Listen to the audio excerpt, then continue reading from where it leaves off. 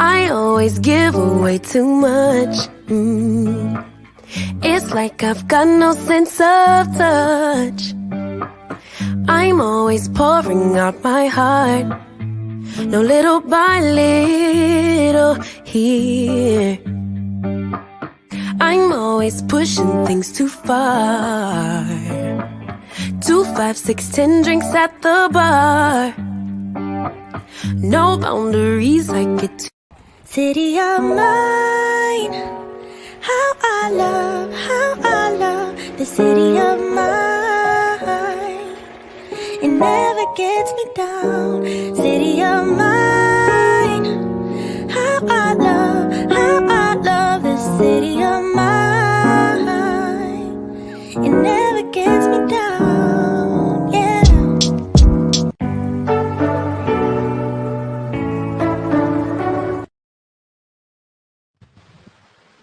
What's going on, everyone? How's everyone doing?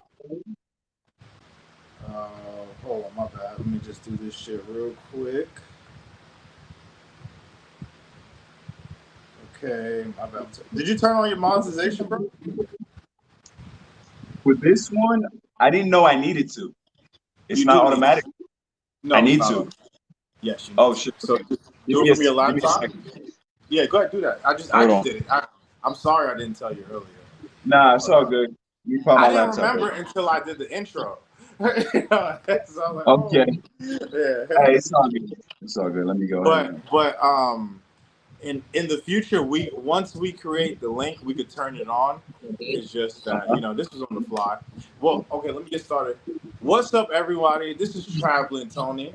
I'm here in Dar es Salaam. I'm with my boy Jay Focus. I'm sure you know him, big YouTuber. You know what I'm saying? Yes, But I'm sir. gonna keep Yes, going while sir. you do your thing.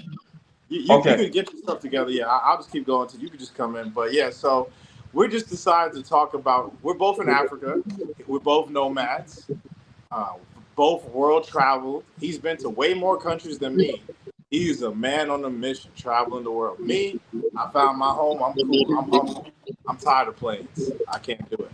My man will go from South Africa to North Africa to West Africa, back to South Africa, and do it all over again. He's the man. What up, Jay?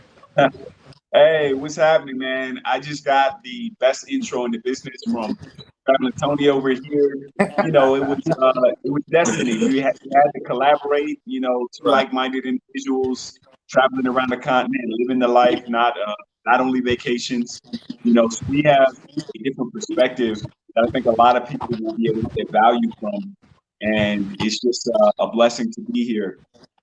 Currently, I'm into a 1 year travel throughout the continent of Africa.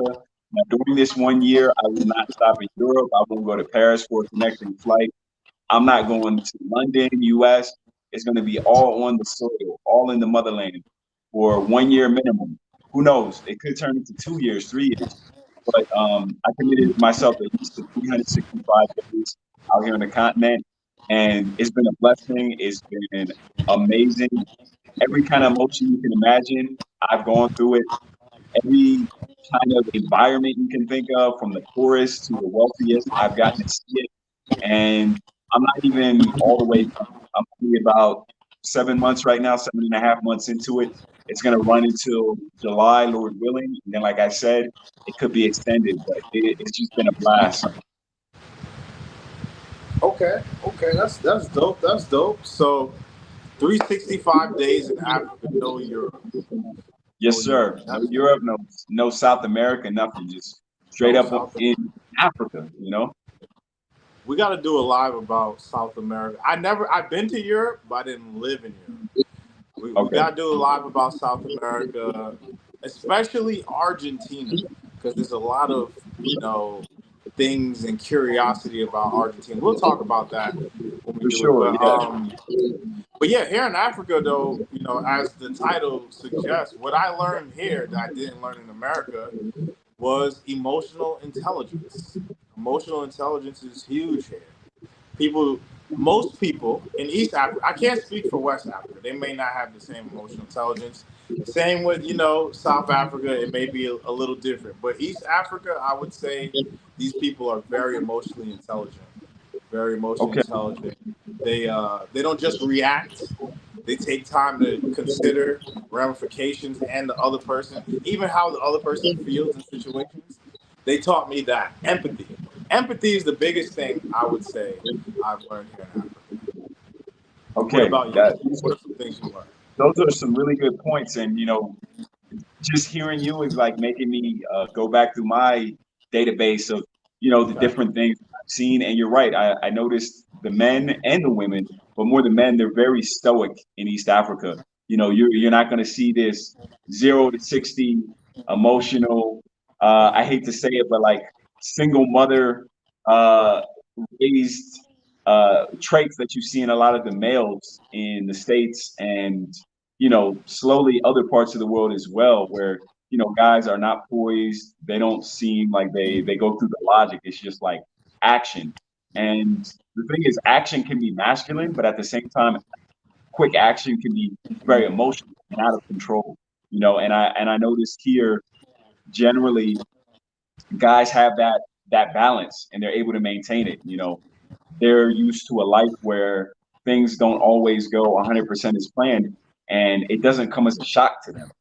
Where in the States, when things aren't going the right way, you got a flat tire, where somebody cut you off, somebody was supposed to show up and they didn't. A lot of folks, they just don't know how to handle that, and the response is emotional instead of being a little bit more strategic. And that's one of the things that I've observed, and it kind of matches what my personality is like by default anyway. So yeah, I definitely know what you're speaking to as far as the differences that you've noticed in some of the behaviors of East Africans. I agree. I mean, I needed this because I was living in Latin America. Latin America is very similar to America. I was on high alert at all times. I was on high alert, ready to fight, ready to defend myself. That's not. I learned in Africa that's not a healthy way to live. Always being on guard, ready to fight. That's not a healthy way to live. People don't live like that in East Africa. I'm talking about East Africa.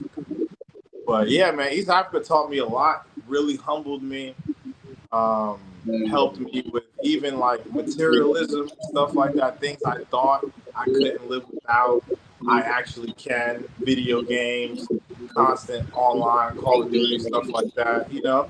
That's why I put the controller down and picked the weights up. You know what I'm saying? Africa There you taught go. me to take care of my body and things of that nature as well. What's your favorite part of Africa? Your favorite country or favorite region? What is your favorite? So far, my Dude, favorite what's good, region, family? I was ready to comment. yeah. Yeah. So far, my favorite region is East Africa, and I'm going to say that I'm biased. I spent the most time in East Africa, so it kind of makes sense that that's the part that I favor over some of the other parts. Now, I have actually spent a decent amount of time in South Africa, and they couldn't be more different. We could do a whole nother stream about that, but they're worlds apart. Right. Yeah, they are definitely worlds apart. I think South Africa, Southern Africa, not only South Africa, but Southern Africa in general, in some ways, from what I've seen, it's kind of like West, but a light version. And Like, then East Africa is like its own animal where the traditions, the culture is very, very strong. And it changes drastically from border to border, where in the Southern African countries, even when you cross the borders, it's more or less like the same um, general culture. Obviously they have their tribal stuff. And, when you get into the countryside, but I'm talking about if you go from one urban center to the neighboring urban center in the next country over, they're very, very similar. But in East Africa, it's vastly different. Uganda, Kenya, totally different world. Even though they both have the British history, and then Ethiopia to Kenya. I mean, how could you get more different than those countries, right? And on and on and on. So East Africa to me just has, it's just each country is just like its own world, and you have to like relearn it each time. So to me, that makes it more adventurous and it's more exciting for me. And some of the Southern African countries. So Just before I end, like as far as North Africa, I've been there, but I haven't spent a lot of time there, so I can't speak too much. But just generally, these are more Arabic focused regions. You know, these are the languages that people operate in, whether it's in Morocco or whether it's in Egypt, the other ones like Tunisia and stuff. And you know, these are not black countries, so because of that, I, I want to go there and I want to, you know, take what I can from it, but I don't want to like dedicate as much time to those cultures because being a Black American, I want to connect to folks that look like me in places where I can move in. I agree with that. Folks that look like me is very important. So we got a comment. Southern for me, try Botswana or Namibia. I know you've been to both. What are your I take have on both those places? I've been to both, and you know, on my channel, you're going to get content from everywhere. Like I said, at this moment, at this particular moment, I lean heavier towards East Africa because that's where I spent the most time. But at the same time, I have an open mind to every part of Africa, and I'm going to bring you footage from everywhere. You know, not only East Africa. Shoot, I'll bring you footage from the whole world eventually, right? And if you look at some of my previous videos before I started this 1 year African journey, you'll see that I have videos all over South America. I have videos in Europe and on and on. I'm a world traveler. Africa, of course, is special to me. That's where, you know, my heart is and probably my future. But uh, I'm just a traveler. So you're going to see everything as far as the globe goes on my channel. Okay, okay. Yeah, for me, I'm gonna stick to the darker parts of the world where the people are a little darker. You know, my genetics from the Amistad are still very strong. So, you know, like with my people, you know what I'm saying? With my dark skinned people. I love it, man. I love it.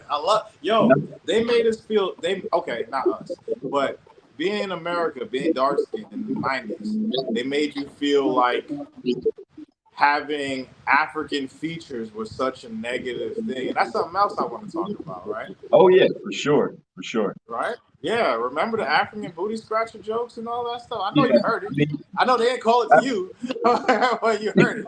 nah, nah. So, You heard it. I just want to give this background. Like in my family, like we come in all colors or whatever, and you know, Okay. sometimes I've gotten weird comments like on my videos, like, "Are you mixed race?" And I'm like, "How, Sway?" You know what I'm saying? Like I look like, you know, there's plenty of Black Americans who look like me, you know, as light as Yeah, Ludacris and Ty, and they're not mixed race. You know what I'm saying? So, yeah. so nah, in my family, like I said, we have all shades and stuff. And yeah, you know, with some of the darker cousins, you know, especially when we're little kids, you know, you had those kind of jokes about yeah, yeah, you from Africa or whatever. But like personally, I've never, as far as that, like, you know, the booty scratcher or whatever, I personally never used that on anyone because when I went to school, there were no Africans at our school. You know what I'm saying? That I was aware of. So I've never even heard those kind of conversations that I hear, you know, do take place. I'm not denying that that was a thing. I just never was around that, you know. But of course, you know, there were, you know, the colorism thing where, you know, certain people be like, oh, you know, you black as the street or, you know, stupid stuff like that. Because a lot of people, you know, have that self hatred, and we didn't have that knowledge of self as kids growing up back in the day. So it's good that, you know, now a lot of those narratives are starting to fall apart. And, you know, you got Afro beats is like internationally a cool thing. And back in the 90s, anything coming from Africa or Nigeria in mainstream America was just something we wanted to stay away from. No, no, I agree. I agree. Like I grew up in New York in the 90s. That shit was crazy. Like anybody been in New York, especially high school, is just roasting, what they used to call it, cutting ass. And that's all it was. So even the Hispanics were coming at you with African jokes. Just being dark skinned, you literally classified in the African category. That's how it was. Now I was told everyone is trying to, I guess, mesh with the Africans, accept African culture, even mimic it. You know what I'm saying? You'll see people of different ethnicities wearing African gowns and stuff like that, which Yeah, I think is amazing. I think that's yeah. so cool. I think From what that's I heard, cool, but uh-huh. no, no, I was just gonna say, from what I heard, Wakanda was kind of a turning point, you know, in pop Right, culture as far as Africa right. goes. It took a fantasy to make Africa cool. You know, it's like a fantasy. People. You know what's crazy? People in America thought that shit was like a real place in Africa, bro. I really thought that shit was a real place in Africa, like some mythical land. So somebody said, "What about West Africa? Have you been to West Africa?" Nah, I have not. My man Ozzy. Nah, I haven't been to West Africa. Senegal really jumps out at me. I would like to go to Senegal. I've met Senegalese people pretty much everywhere. You know, in South America, I've met some. I met a lot when I was living in Europe.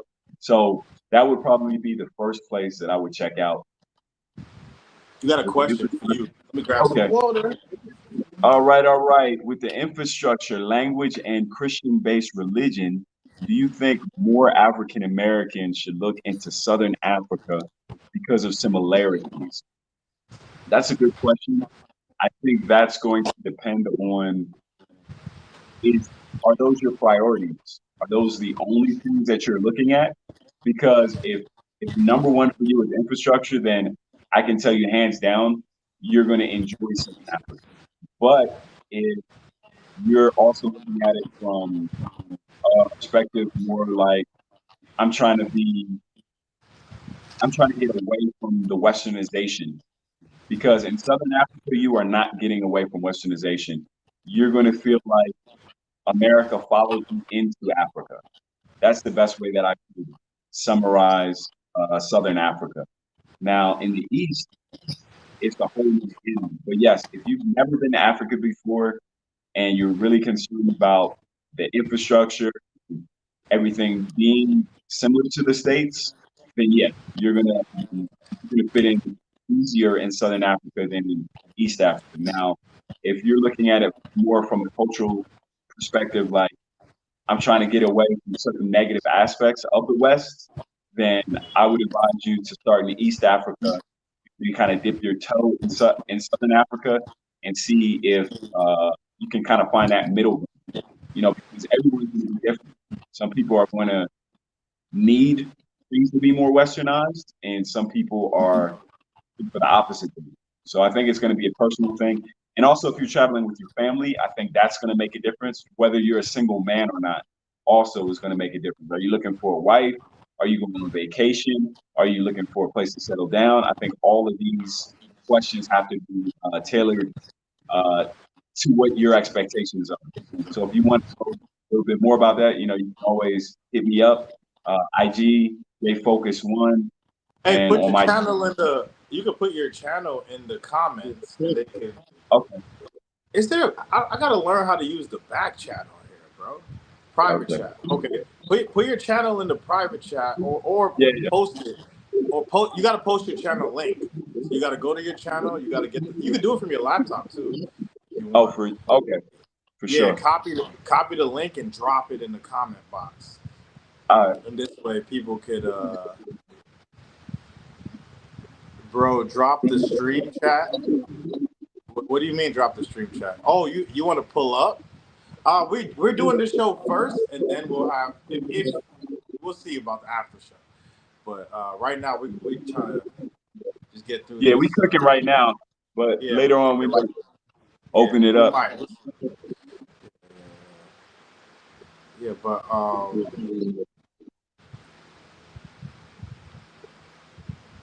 yeah, when I'm by myself, it's cool, you know. But we kind of talked about like because last time we got really off of, I got off topic, right? And it was Okay. because when you let people on, they're gonna change the topic and stuff like that. I got off topic, and some people didn't like it, so I at least want to key in on the main things, and Yeah, then maybe we open it up, and then we can talk about girls or whatever, you yeah. know. Open the discussion a little bit more. Hey, shout out my man Karibu, shout out brother. Um, but But yeah, look, like there's another question. Another question. Uh, did we look at this one? Okay, we Yeah, looked yeah. at We that one. answered that one already. Okay. Senegalese are very friendly. I met some. I'm Tanzanian, and I like Senegalese and Ghanaians a lot. They're so friendly. Okay. And you know what I else? haven't met Senegalese. Senegal. You know what else, man? Senegalese food is crazy. I don't know if you've Oh, had it word? before. I Yeah, you haven't. never had it. Oh man, yeah, it's like that. I'll be having my girl make Western dishes from YouTube. Okay, for sure. Yeah, YouTube. But I utilize like high quality butcher meat. So like if something requires beef, I use ribeye. You know what I'm Okay, saying? for I sure. would cut the Yeah. ribeye up, throw it. It should be busting. I It be bet, busting. man. I bet. Like I don't even fuck with the restaurants like that. Let me see. Is Ethiopia or Eritrea good for travel as a Black American?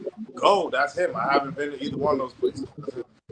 So I haven't been to Eritrea yet. It's very difficult to get the visa. They do not do visa on arrival, and they probably never will, or at least not for like a decade or something. As long as the leader is there, they're not going to do visa on arrival. It's just not going to happen. So if you want to go to Eritrea, you have to apply at the embassy in DC, and it's not an electronic visa. You got to like send in documents. It's very old school, and for most people, I don't think it's going to be worth it.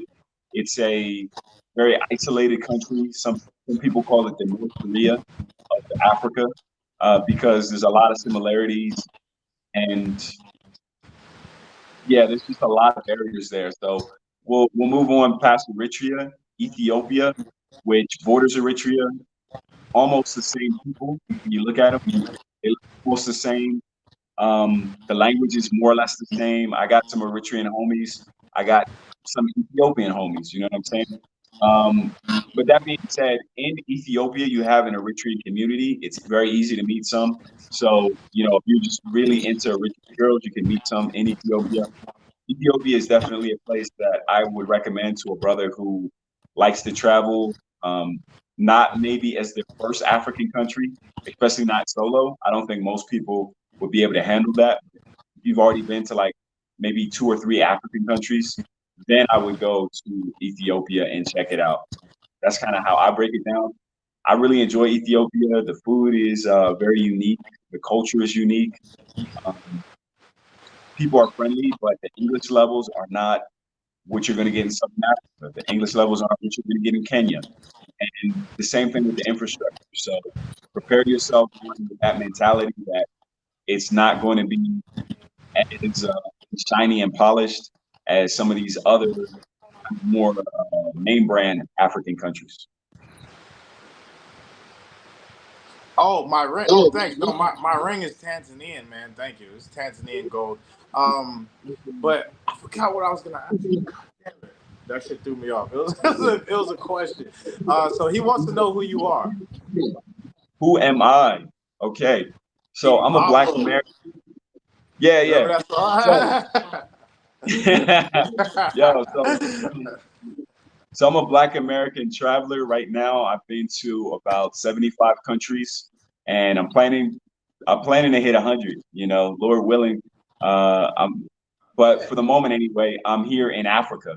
I've been traveling in Africa now for over 7 months. I'm planning to do one entire year from July to July in Africa, and then after that, it could turn into 2 years in Africa. But minimum 1 year on the continent. No trips back to the States. No trips to London, Paris.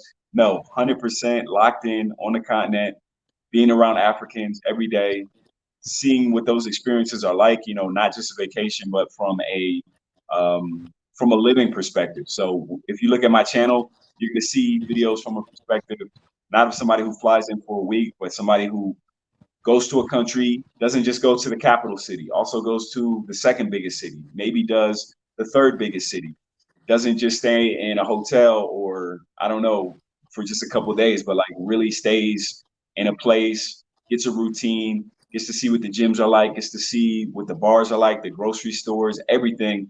So I could give you the kind of information that somebody just passing by is going to brush over. They're not going to see every neighborhood in a city. So that's pretty much what my channel is about. I do a lot of interviews with people. I like to speak with locals, usually females, because I think my audience wants to see females. So that's more or less the background of how my channel goes.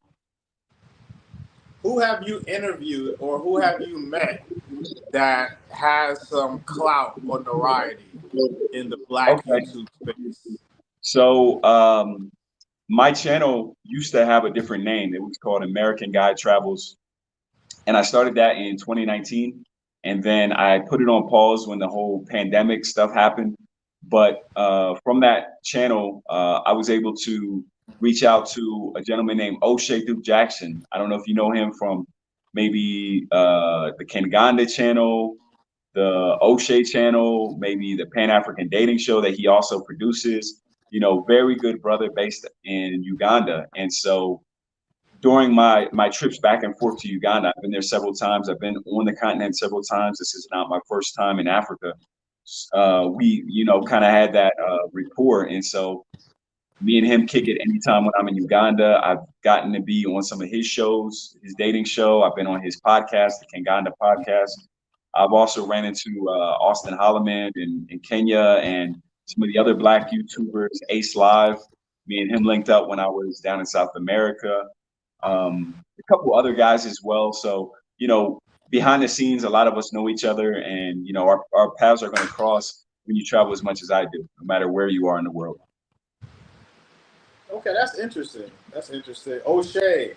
Yeah, I don't watch his channel. I learned of O'Shea through Travelversity because he's friends with Aaron, and Aaron is Okay. tight with O'Shea. So like Yeah. that's kind of like my affiliation. So if I wanted to get word to him, I probably could, but it'll be a pain in the ass. So like I like natural friendships, me personally, but I know Sure. who he is. He might know who I am. I'm not sure. Probably does, right? I don't know. Yeah, It's not many content creators in Africa, so but yeah, that's he's cool. I extremely respect. open. He's Is extremely he open extreme? in he's extremely open in my experience. O'Shea, if you're a I heard Black he's real American, cool. I heard yeah, if he's you're from real the cool. diaspora, you don't even have to Yeah, be I heard Black he's American. really If you're cool. from the diaspora, you're on the continent, he'd love to meet you. He's got an open door kind of policy to anybody who's in the region. Oh, So real, really? real, yeah, genuine guy. Yeah. Yep. I don't really contact the guys that have like huge followings because I know they get so many guys that contact them, Sure, and I don't want to. I'm not a D rider, you know what I'm saying? sure. So I'll make my dollar a day on YouTube before I go out my way. You know what I'm saying? To try to go viral. I'm cool with my dollar a day. But you met them, especially Austin, just being out. You told me that story. Yeah, it Yeah, like when I meet people, it's organic. Like Ace Live, right. his channel's huge. I think he's at 500,000 now or something. I mean, he's always going up. Shout out to him. And Shout we out. just randomly crossed paths in a nightclub, and it was the same kind of thing with Austin. Kind of crossed paths in a nightclub. Chopped it up and stuff, and kind of went from there. And with O'Shea, I forget exactly how we originally met because it was like I said, originally it was back in like 2019 when I had first gone to Uganda. But yeah, anyway, however, we just cross paths. It's not something that like I'm reaching out to these guys so much. Just like I said, I'm everywhere and a lot of them are everywhere. And so it's just inevitable. Okay, let me I had one other question for you. Did you see Gucci's last video he posted with this dude? So GMT. yeah, GMT. So the dude he asked where would he recommend people. Gooch did a great job. It was a great interview. Shout out to GMT Travels. It's my boy, cool as fuck. But he asked the guy a question, and it stood out to me. He said, "Where would you recommend new travelers to go from America their first time in Africa?" And he said, "Johannesburg." Do you agree with that? Okay, that's interesting. That's interesting. Okay, that's what So I thought. I was like, so oh.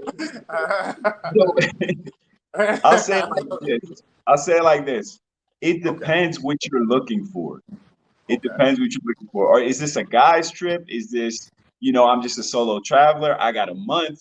It really depends. I need to know the nuances of, the situation to kind of give the best advice. Because I often have friends and they'll come to me too and they'll say, where's the best place to go in Europe? Where's the best place to go in Africa or Asia or wherever? And I'll ask them some questions so I can give them a better response, right? Because we're not all in the same boat.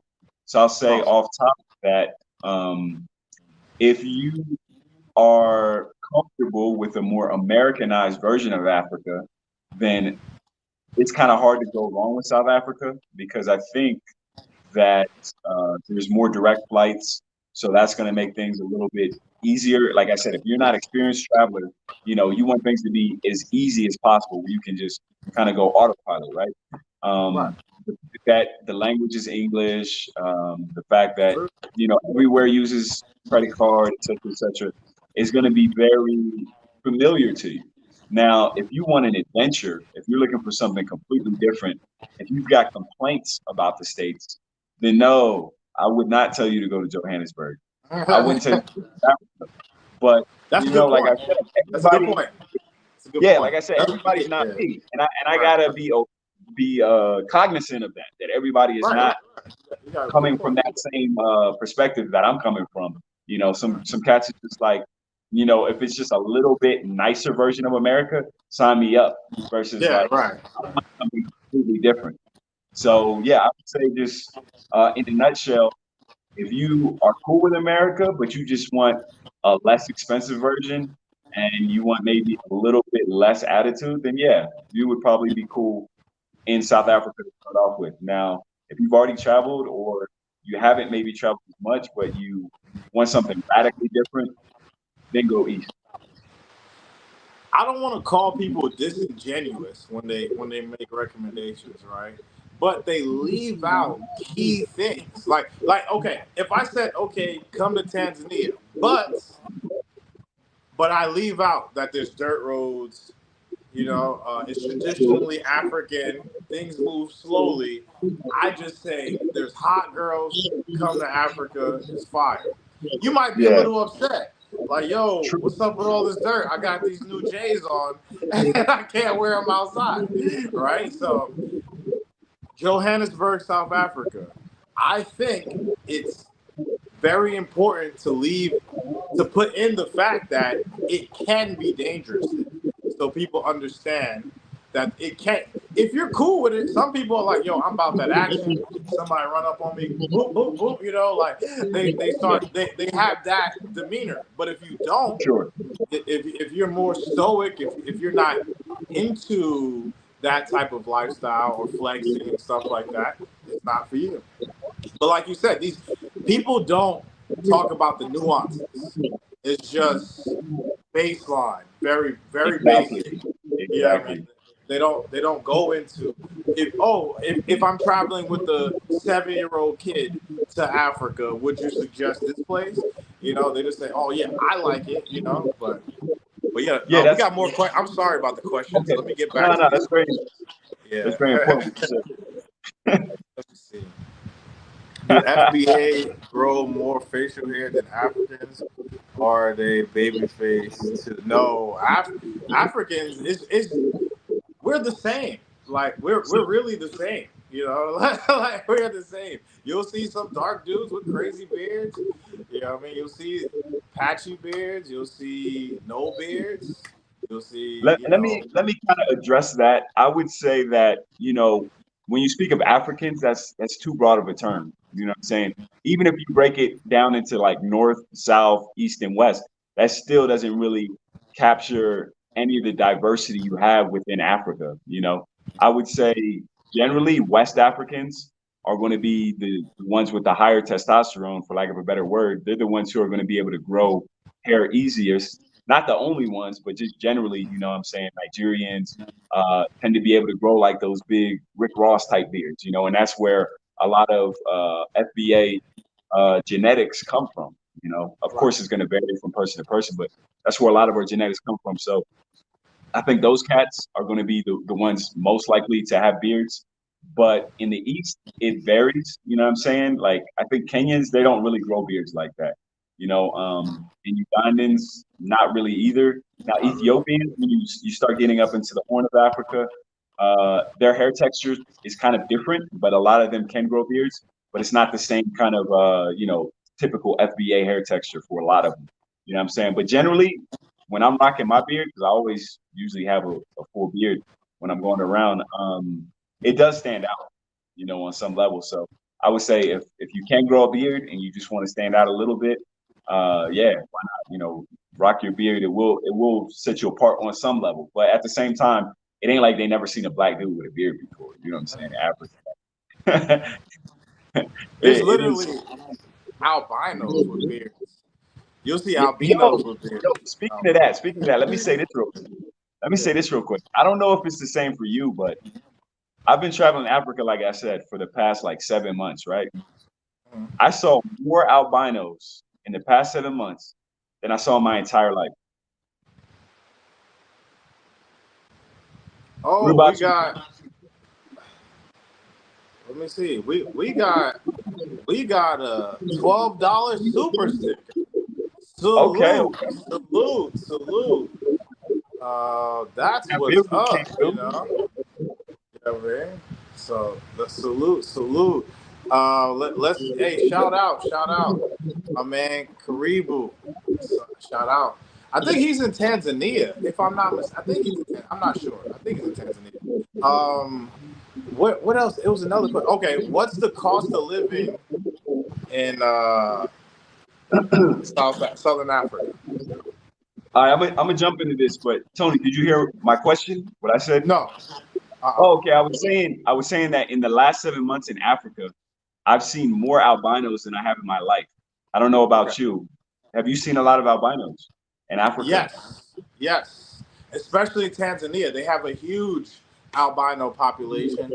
Back in the day, albinos were hunted and killed for witchcraft purposes. They were I heard. believed to have special magical properties to enhance the potency of spells. Now, this is a very old practice, maybe practiced in some very rural parts, dark corner parts of the Tanzanian country, but it doesn't happen anymore. It's very illegal, but it's something that used to happen. Yeah, I'm So yeah, you see a curious. lot of it. Yeah, I'm curious why that is. Like, why are there more albinos in Africa than in other parts of the world? I don't know. It's probably some genetic thing that because I see a lot of them and they Because, look like, very similar. They look. because They let me look. ask you this though. Let me ask you this Huh? though. In your life, let me ask you this. In your life, have you ever seen an Asian albino? No. Exactly. It's crazy. No. I ain't never seen a Chinese albino. Like, yeah. No. Anyway, It that's has just to all be a I'm saying. genetic defect. It has to be Yeah, a yeah. genetic defect. And I don't know if you know the theory. You know the theory about albinos or not? No, I don't know the theory. What's the theory? So there's this theory. I think the Nation of Islam came up with it, and their Oh, okay. theory is that the reason we got white people is that all the albinos in Africa started interbreeding, and each generation got lighter and lighter until they like separated themselves from the rest of humanity at that time because everyone was black in Africa except the albinos, right? Because if the world started in Africa and there were Right. like, let's say one in every 10,000 was an albino, if the albinos just started intermarrying, then they would kind of have their own tribe that looked different. And then, that's their theory. I'm not saying it's true or not, but I'm just saying, No, it's a that's, theory. I can Yeah, it's a see theory. how someone can come up with that theory when you look at the fact that Africa has more albinos than anywhere on earth, you know? My theory is there's a lot of albino recessive trait carriers. And I think when you get two people with that recessive trait, it creates an albino baby. This is just my theory. You know what I'm saying? Sure. I think it's a recessive trait that a lot of people are here share. A lot of people out here share. But I noticed though the albinos be clicked up. You'll see them Oh, like yeah. 3, 4. I mean, be clicked up. Safety in numbers. Safety in Yeah, numbers. man. I mean, Sure. somebody try to cut your finger off for a spell or something. You gotta be ready to Yeah. get clipped. I would click up too, So, man. I ain't even thought of wait. We got a lot of comments. Let's see. that. Okay, for sure. Okay, Jay. Okay, this for you. Okay. Okay. I got a honest advice to bro in good faith. Can you please increase the scope of your contents? I mean, only interviewing chicks around won't play the YouTube algorithm stuff. RO, return on investment. I mean, there should be I don't know exactly what you're saying here. If You're I saying bet ROI. If I bet I, ROI. I don't know what you're saying here. I guess you're asking me to interview men. like without being direct and saying, I want you to interview men. I don't know, what you're trying to say here. I interview guys as well. There was a interview I did with what's the name of his channel? What's the brother's name? USA Meets Damn. Kenya. You interviewed a family, right? No, did you do USA Meets Kenya? Or no. With No, who? you didn't do that. No. That's Kid Greatness. I'm thinking of Kid Greatness. I did one. So many What's the YouTube brother's people name? I'm cool with. I can't think of his name right now, but it was one of the first videos I did when I relaunched my channel with Jake Focus, Yeah. and the views weren't there, man. So if y'all support the videos when I interview other dudes, you know what I mean, other traveler guys, then I'll do more of them. But if the views ain't there, then I'm gonna go where the views is. I mean, that's simple math right there, right? That's simple logic. You go where the views at. That's where your money at. Exactly. So I'm Tanzanian. I had to laugh at that about facial hairs. Yeah, man, facial hair is funny. It's a big thing. I meant content. Sorry for the typo. Wait, okay, let's go back. I got honest, No, bro. I understood that. I understood that. Okay. Yeah, there was no confusion there. Oh, It was the okay. whole question, the way I it was didn't even read structured. it. Yeah, it was the way the question was structured. It was confusing a little bit. Okay. A lot of these typed questions, they come out jumbled. Sometimes a word Is there a character backwards. limit or something? Is there a character limit? Are they It's not a only character limit, but I can speak from my experience. Sometimes autocorrect fucks you up, okay? or you think you're typing in a word and then something else comes up and the sentence is the whole paragraph is effed after, it happens sometimes. Let's see, Tanzania sent to prisons all the primitives, believers. That's why you see many outlying government positions. Okay. See, yeah. So I mean, obviously, there's validity in what I was talking about the albinos because I Sure. researched. But Yeah. yeah. That was crazy. When I found that out, I was like, what? That was crazy. I didn't know they were like. Some of them were even like cannibalized. Yeah. Not only By Tanzania though. This happens in Ghana and a lot of countries in Africa. This is because like they all stand over. out. They Yeah. stand out too much. It's a genetic abnormality. It's like even in the animal kingdom, some animals when they produce an albino cub, they'll try to eat it. Like you know what I'm saying? It's a genetic abnormality. It just we're still animals. You know what I'm Sure. saying? So like yeah, if the rest of the litter is normal and there's one albino cub, that cub might have a problem. Even at zoos, when that happens, they take the albino cub out. You know what I'm saying? They take it away from the mother and they bring it up on their own. Think like interviewing famous people. Oh, this is for you, bro. Hey, Oh, uh-huh. Nourish Body, man. If you want to set up an interview with somebody famous, you got my ad. It's at JFocus1, and we can do it. But I mean, other than that, I don't know what you're expecting from me. Interviews with famous people are not easy, guys. And Yeah, you make it sound like no, famous people are just sitting around on corners, like 2 Chainz is just like, yo, I want J Focus to interview me. Like, bro, famous people are busy. Famous people are expecting to get paid for anything they do. So if you want it to happen, you got to set that up. I'm not going out of my way, clout chasing, looking for people. People want to, collaborate, and we're in the same space, and it makes sense. Then absolutely, I'm open to it. But I'm not chasing people down who have, whoever you consider famous. I don't know if you're talking about musicians, actors. I don't know who you're talking about. he's talking about like Austin or like I mean, Floyd like I or said, if people want to those do type. if people want to do it, and they want to reach out, it can happen. But I'm not chasing anyone down for an interview. I'm not chasing. I don't give a fuck. Like, I'm sorry. I like YouTube is a hobby for me. I personally like to talk to smaller creators, even if they're bigger than me, because they're coming from a more realistic perspective. A lot of the bigger creators are selling bullshit to get views. They're not, Yeah, they're not actually being real. They have to sell some shit to keep the money going. We're not making money off this for real. Does this Yeah. support your lifestyle? No, this is a hobby. This This is a don't hobby, support man. my lifestyle either. That's So why that's why when I get certain comments, I'm like, okay, but a lot of times it goes in one ear and out the other because it's like y'all aren't paying for my tickets, y'all aren't paying for my cameras, y'all aren't paying for anything. I haven't seen anybody like I said, dropping any money on Cash App or anything. So to have like unrealistic expectations without anything to back it doesn't make a lot of sense to me. I have YouTubers that I watch. It's only a handful of them, but I would never tell them like, "Hey, you need to take your channel in this direction," without supporting that with some kind of incentive for them to do that. Like, why should they listen to me? I'm one subscriber out of thousands, right? I I think I think it's just a lack of understanding of what we go through as nomads, like Yeah, how and it's content difficult creators life as well. is. It's content creators.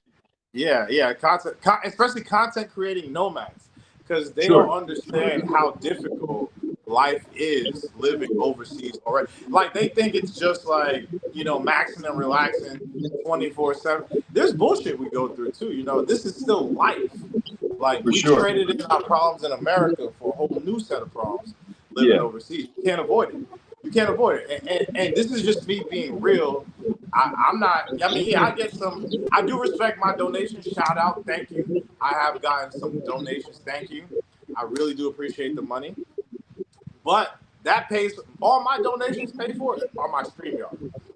Realistically, it pays for my StreamYard. It pays for my basic StreamYard. I don't even have. I would use the $45 one. It's just it's not worth it for me right now. It has Yeah, to. not at The this point. investment has to pan out. Yeah, it has to Yeah. pan out. Like They need I need to there be has to be getting the more support. super chats. Yeah. If the Exactly. support, and I'm not saying I need more super chats, but for me to obtain this, I would have to receive more income because my income that I get is for my family, and a little bit of this, my income goes to YouTube. It's for my building my house, buying properties, invest. I invest. There's other things that going on. He probably invests too. You know what I'm saying? Like you're Exactly. investing Yeah. right now, traveling. You're investing in your content by paying for those plane tickets, paying for that stay where you're at right now. Those are all tax write-offs, and YouTube isn't paying enough for you to care too much. So Exactly. I get it. I get it. I definitely get it. Let's see what we got. Tanzania sent to prison all those for. Okay, we seen that. We read that one. Okay. Yeah. What part of Africa is the guest from? He's not. Oh, where you at? What part of? He's in Ethiopia. Uh yeah. Yeah, at the moment. At the moment. Oh, I'm sorry. Oh, you're about to leave. I forgot. You're about to leave. Well, no, I mean, I don't like to put it out there like that. So, Oh, my bad. I wish no, I it's would all have. good. It's all good. Because they don't know. I move so much that, for all they know, I'm getting on a plane tomorrow. So, Shit, bro. If anybody threaten you, just pull up, bro. I got you. nah, Yeah. it's not even about Pull up, bro. it's not even about that. Pull up, bro. Albino women in Africa must have nice physiques. I haven't seen no dump trucks behind no albino women. They're usually pretty slender. I Have think you? they're like any other women. They just are painted different. Look at it like that. Yes. Like if she's a Yes. Kenyan albino and maybe she has blonde hair, but physically she's got whatever her mom had. Her mom was slim and dark skinned. She's just slim and light skinned. You know what I'm saying? 9 times out of 10. I don't notice any body differences. Don't get me wrong. I would love to see a thick albino. I just haven't seen one And yet. I'm I gonna just ask haven't. you this, Tony. I'm gonna ask you this Yeah. too. What's up, Do bro? you see more albino men or albino women? Because I feel like I see more albino men than I do Me too. women. I Me don't too. I know if it's definitely. like whatever that gene is closer to the male side of things or what. Or maybe just the albino women hide somewhere, but I don't see that many albino. I seen a couple albino women, but they were with albino men. It looked Okay. like that's where they keep their relations. Maybe I don't know if two albinos produce an albino child. Probably right, or probably a I, very high percentage. Maybe I I don't don't know. know about that though, because two midgets, they can have a normal sized kid. They can have a normal child. You're right. So So I it's don't know. probably a I think percentage. it's just rolling the dice. Maybe it's like Yeah, 25% higher chance, but right, it's right. yeah. I agree. I agree with that. I agree with that. Okay, Africans of the Americas were taken from all of Africa, all regions, all regions. The reason West Africa is mentioned most is because of its geographical location to the Americas. Slave ships travel distance. Okay. I mean, I agree with that. You know, West Africa. Yeah, we don't know anything about East Africa. But even what we know about West Africa is very minimal because a lot of that stuff was lost through time. I don't. How do you feel about that? You want to hit the I question think again? I generally agree with what he's saying, but we got to keep it 100. We got to be honest that the vast majority of the enslaved Africans that arrived to the Americas came from the Western coast and the Central West as well. But very, very few of the Africans who made it to the Americas came from the East. Some did, Yes, but some did. it's not a Very, lot. It's a very small yeah. amount. People have like single digit percentage of East African blood. Some people, even Yeah, it's not many exactly, people have single digit exactly. percentage. Because you gotta look at it like this too, is that when it comes to the slave trade, you basically can cut Africa down the middle, and the ones in the West mainly went to the Americas. The ones in the East mainly went to the Horn, and they went to Saudi Arabia. They went to Yemen. They went to Turkey. They were part of the Arab slave trade, which was on the east side primarily. Right, right. A lot of people don't even know about the Islamic slave trade. And that's sad. They Exactly. don't teach the Islamic slave trade in America. That's something else. Boom, big point, right? Back to the topic. Did they Yes. teach you about the Islamic slave trade in social studies? I don't remember ever hearing. I didn't learn about the Islamic slave trade in depth until I got to Tanzania and I went to Zanzibar and they told me all about it. What about you?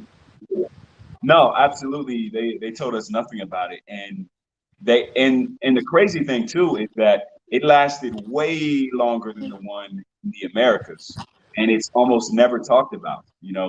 95% of the attention goes to the one that happened in the States, which I get it because America is a superpower, so obviously you're going to hear more of an American narrative around the world.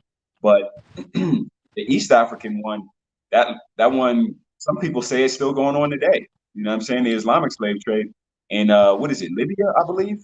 They were selling Oh yeah, yeah. Africans. Some of those countries, yeah. They were still, they had open slave markets in 2018. Um, so yeah, I feel like that's a whole nother topic, and I'm not educated enough to really break that down. But We'll I'm study planning to on go. it. What's that? I said we could study on it, and then Yeah, I'm like actually. certain topics we could study and then come back to. You know what I'm Yeah, saying? for Have sure. more I'm of a actually yeah. planning on going to Tanzania sometime this year. And when I'm there, I want to really get into that topic. And obviously, Tony and me, we could go back and forth on that one because he's based there in East The, Africa. the Well, in homie Tanzania. the homie T3 and me, he got like 37,000 subs. He has a podcast, so that'll be pretty interesting if we wanted to do that. Like it'll be interesting, get us some shine too. Like I know Yeah, some pull big up. YouTubers is just out the way. Like you got Yeah, to schedule with them and stuff like that. People got kids. Even me and you scheduling. You traveling, me doing my stuff. It's yeah. always You a got. thing. I mean, people don't understand about you got time zone differences, you got Wi-Fi because these are still developing countries on some level. All kind of things come up, bad weather, people get sick. Like, you know, Oh yeah. as a viewer, you don't see anything that goes on behind the scenes. And I'm not saying that you have to, but just understand that the reason you don't see certain things happen is because there's a lot of moving parts that go into that. Right, right. And you don't see a lot of people because there are YouTube alliances. There are, there's certain, and not every Black American is going to put on another Black American just because they're Black. We're from the same place. That doesn't exist. That whole brotherhood thing, it doesn't exist. So Yeah, that's why I'm. sometimes, Huh? sometimes they even see you as competition and they don't That's want what to it have is. anything to do with you. That's And what it is. unfortunately, I mean, you got YouTube beefs in the space and all that kind of stuff, but I try to Silly. stay out of it as much as possible. And I know that drives clicks, I know that drives views, and it's easy to do. It's so easy, but I'm not trying to go down that route. You know what I'm saying? If I get pulled into it, then obviously I'm a keep it 100 and defend myself, but I'm not looking for that kind of stuff. I'm not defending myself against nobody on the internet, bro. It's a waste of time. It's literally like, why am I yelling at my phone screen about this other dude? It's Yeah, just yeah. it's silly, and it's I always feel Black people. It's yeah, always I feel Black people. Like the way I see it, if you don't like me, tell me in person. Why tell me online? Just wait till you see me. Tell me in person. This online exactly, shit, I'm not, exactly. because you may want to punch me. So cool. You know what I'm Yeah, saying? Like do that in person. This keep it online stuff real, is just bro. off enough. Yeah, Yeah, keep it real. You know what I'm saying? If you really don't like, but I try to stay out of that. I'm all about positivity. You know what I'm saying? I've been trying to find positive content creators. Wanda was amazing. My last guest, she was amazing. I think you would like Wanda too. She's super cool, very yeah. nice I lady. caught some of that one. I came in the You see how middle and nice she I watched was? what y'all were talking about. Yeah, Yeah, she was very nice, man. That was actually I seen her before at a restaurant, but I couldn't talk to her because I was doing something. But yeah, she's a very very nice lady. Authenticity is always key. Definitely, brother. I try to stay authentic. Try to rock with people that are authentic. You know, just keeping it real, man. I'm another thing too. My channel, like even open panels, because I want to.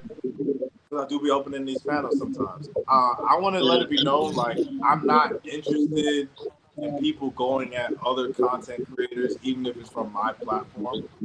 It's unnecessary. You know what I'm saying? If you there's other platforms you can do that, but here I just want to talk about togetherness, things you learn, things you like, things you didn't like, the good and the bad, but just about life, life betterment, self betterment, things that is going to make life better for everyone. You know what I'm saying? Or maybe just one person. Maybe it's one person you can help with your comments. But will you travel to Somaliland or Djibouti? I'm not going nowhere. What So, about you?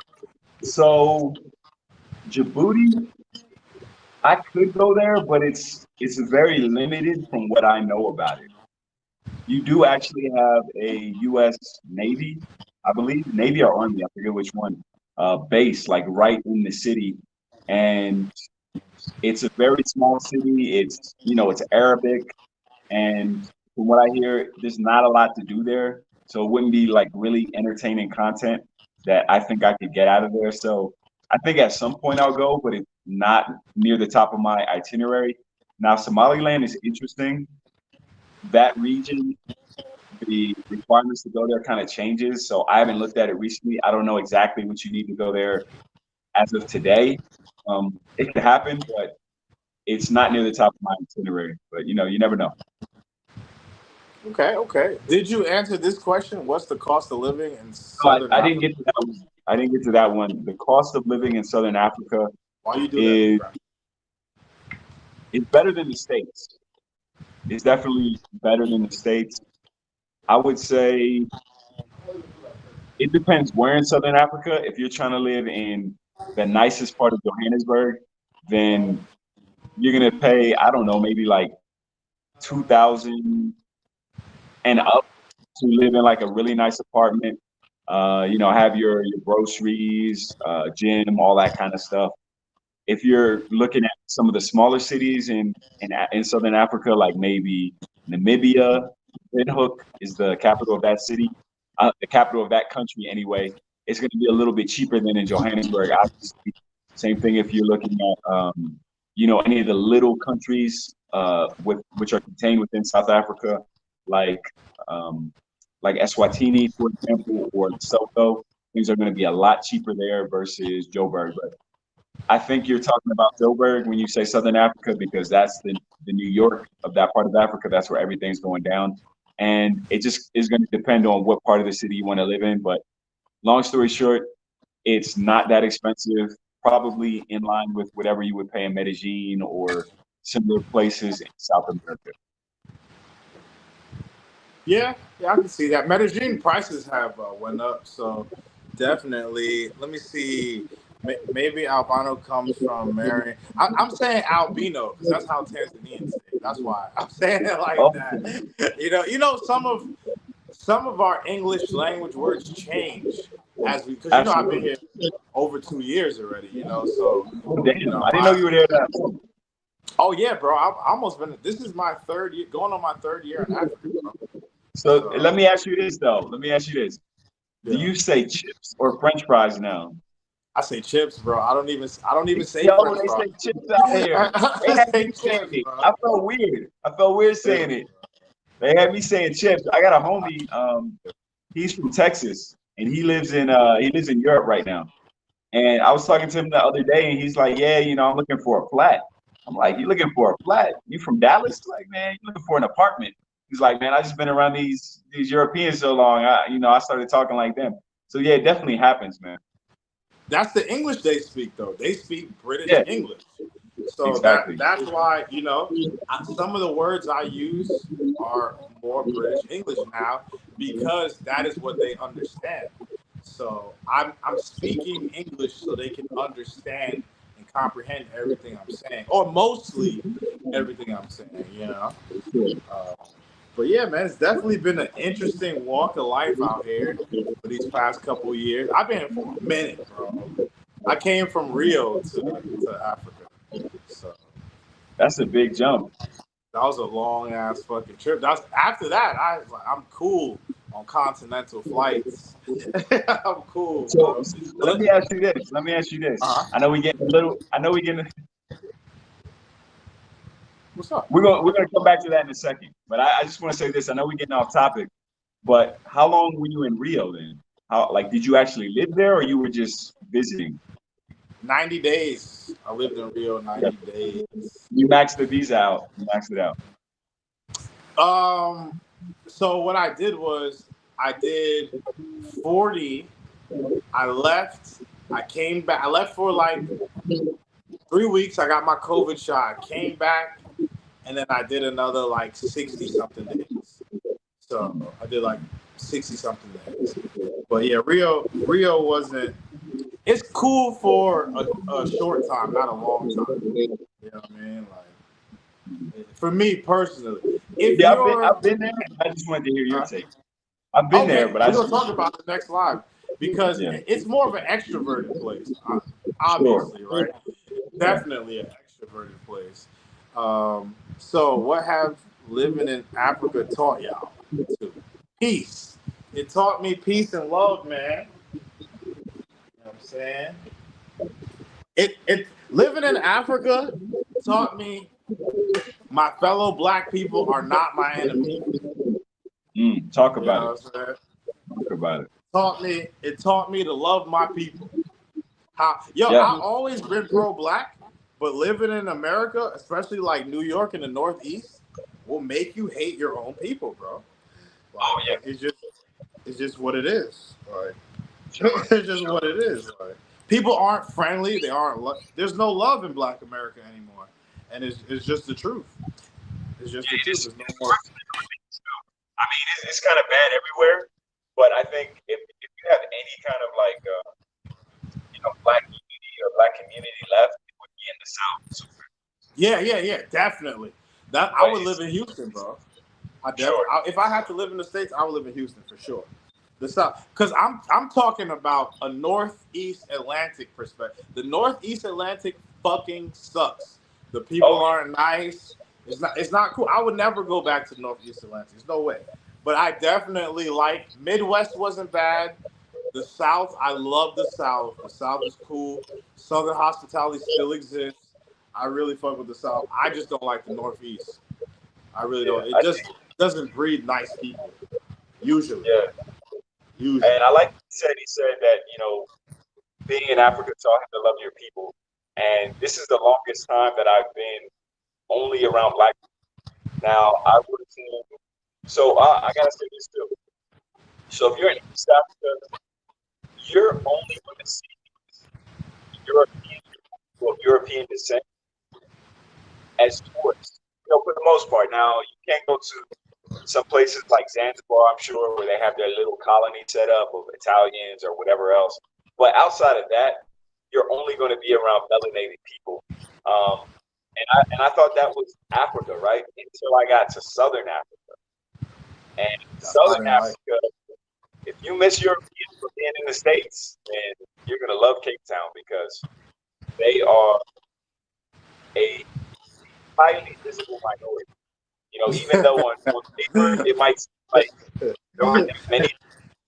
If you're moving around the nicer areas of the city, you'll feel like they're half of the city. So with that being said, other than that, everywhere I've been in Africa has been just pure melanin everywhere around me. And so that's everybody from, your policeman to your mayor to the president, the guy on your money. Everybody is of African descent. And it's such a powerful thing that if you've never experienced that, being in the States, even in Latin America, the only place you can kind of feel that in is DR, but they don't even want to be black. A lot of them, you know what I'm saying? That's what I'm saying. That's no. Is that a black country? It's a mulatto country, right? So it's not quite the same thing. So really being in Africa, and like I said, everybody from the drug addict to the cop to the mayor to the president is melanated is just an indescribable feeling. And I can't imagine what it would be like to be a child and grow up, especially a male, in that environment. To just know that like I can do anything. Everybody looks like me. The amount of self-confidence that would give to a child, I think, is irreplaceable. And in the future, when I have my children, I would like them to grow up in that kind of environment in Africa. Now, it does exist in the States, in Atlanta and some other places, but for the most part in the States, you really aren't going to have those type of environments. So that's another thing that I think Africa taught me, was that I was missing things that I didn't even know that I was missing. And me too. Yeah. Until you come here, you're not even going to see that. You're not even going to feel that. Like, we can talk about Africa all day long, but until you're actually here and you feel it, you're never going to get it completely, and I know there's a lot of, pro-blacks, and I mean, I hate the word pro-black. I mean, what other race is pro themselves? You know what I'm saying? Like, you don't have to say I'm a pro-Asian. It's just understood, right? You know what I'm saying? Nobody has to claim it, right? But anyway, you know what I mean? The host. Yeah, I hate to say host. You know what I'm saying? You got a lot of like Black History Month. What's that? Like Black History Month, Just, yeah, exactly. I mean, why do we even have to say it, But you got a lot of cats who, talk a lot about Africa, but never actually touch down on the soil. And 90%. And there's never been an easier time to come to Africa. This isn't 20 years ago when it's like, well, how am I gonna get there? What I'm gonna do when I get there? Am I gonna keep my way around? Like, no, all of that has been answered for you via Siri, via ChatGTP is going to give you all those damn answers. So you got no excuses anymore. If you really want to come, now, if you just want to play around, then forget anything that I'm saying right now. I think though too, like you just said, Africa showed you things you didn't know you were missing, right, or needed in your life or whatever. People need to heal, coming to Africa. If you're not prepared, you come to Africa, it could be bad because people operate slowly. They do things differently. They don't say, excuse me if you burp, so someone comes here with high stress, high tension. They're looking at Black people as the enemy. They're still maintaining that American mindset. Coming to some of these countries, you could get hooked up. You could have a bad time. You know what I'm saying? Like, you have a bad time. Wanda said it. Wanda said a lot of us Black Americans or Black Westerners need to heal. She's right. She's an OG. You know what I'm saying? Like Wanda's an OG. I like Wanda. She's cool. Nah, but she was How right. long, Like, how long huh? has Wanda been? How long has Wanda She's been been here out? 4 years, bro. She's Okay, been good. 4 years. Bro. She's That's been what's out up. here. She really adapted. You know what I'm saying? So, but she's right though, man. Like a lot of healing needs to go on in the Black community. They never taught us to love each other. You know what I'm saying? It's always They never, opposition. bro. They didn't even teach us to love ourselves. Forget each other. Right, They didn't even right, teach us to love who's in the mirror. Nine right, times out of 10. You know what I right. mean? Yeah.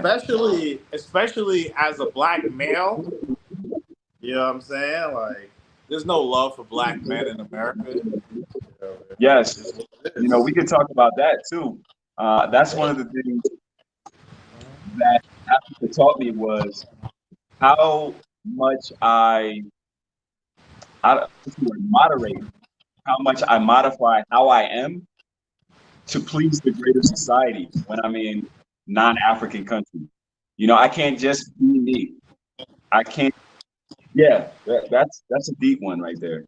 That's some real Um, shit, man. Like yeah, I feel more myself here than ever, than any other place I've been. You know what I'm saying? I've worked for the federal government, high positions as a Black man, felt out of place. You know what I'm saying? Like dark skinned Black man. I feel like I said also too, man.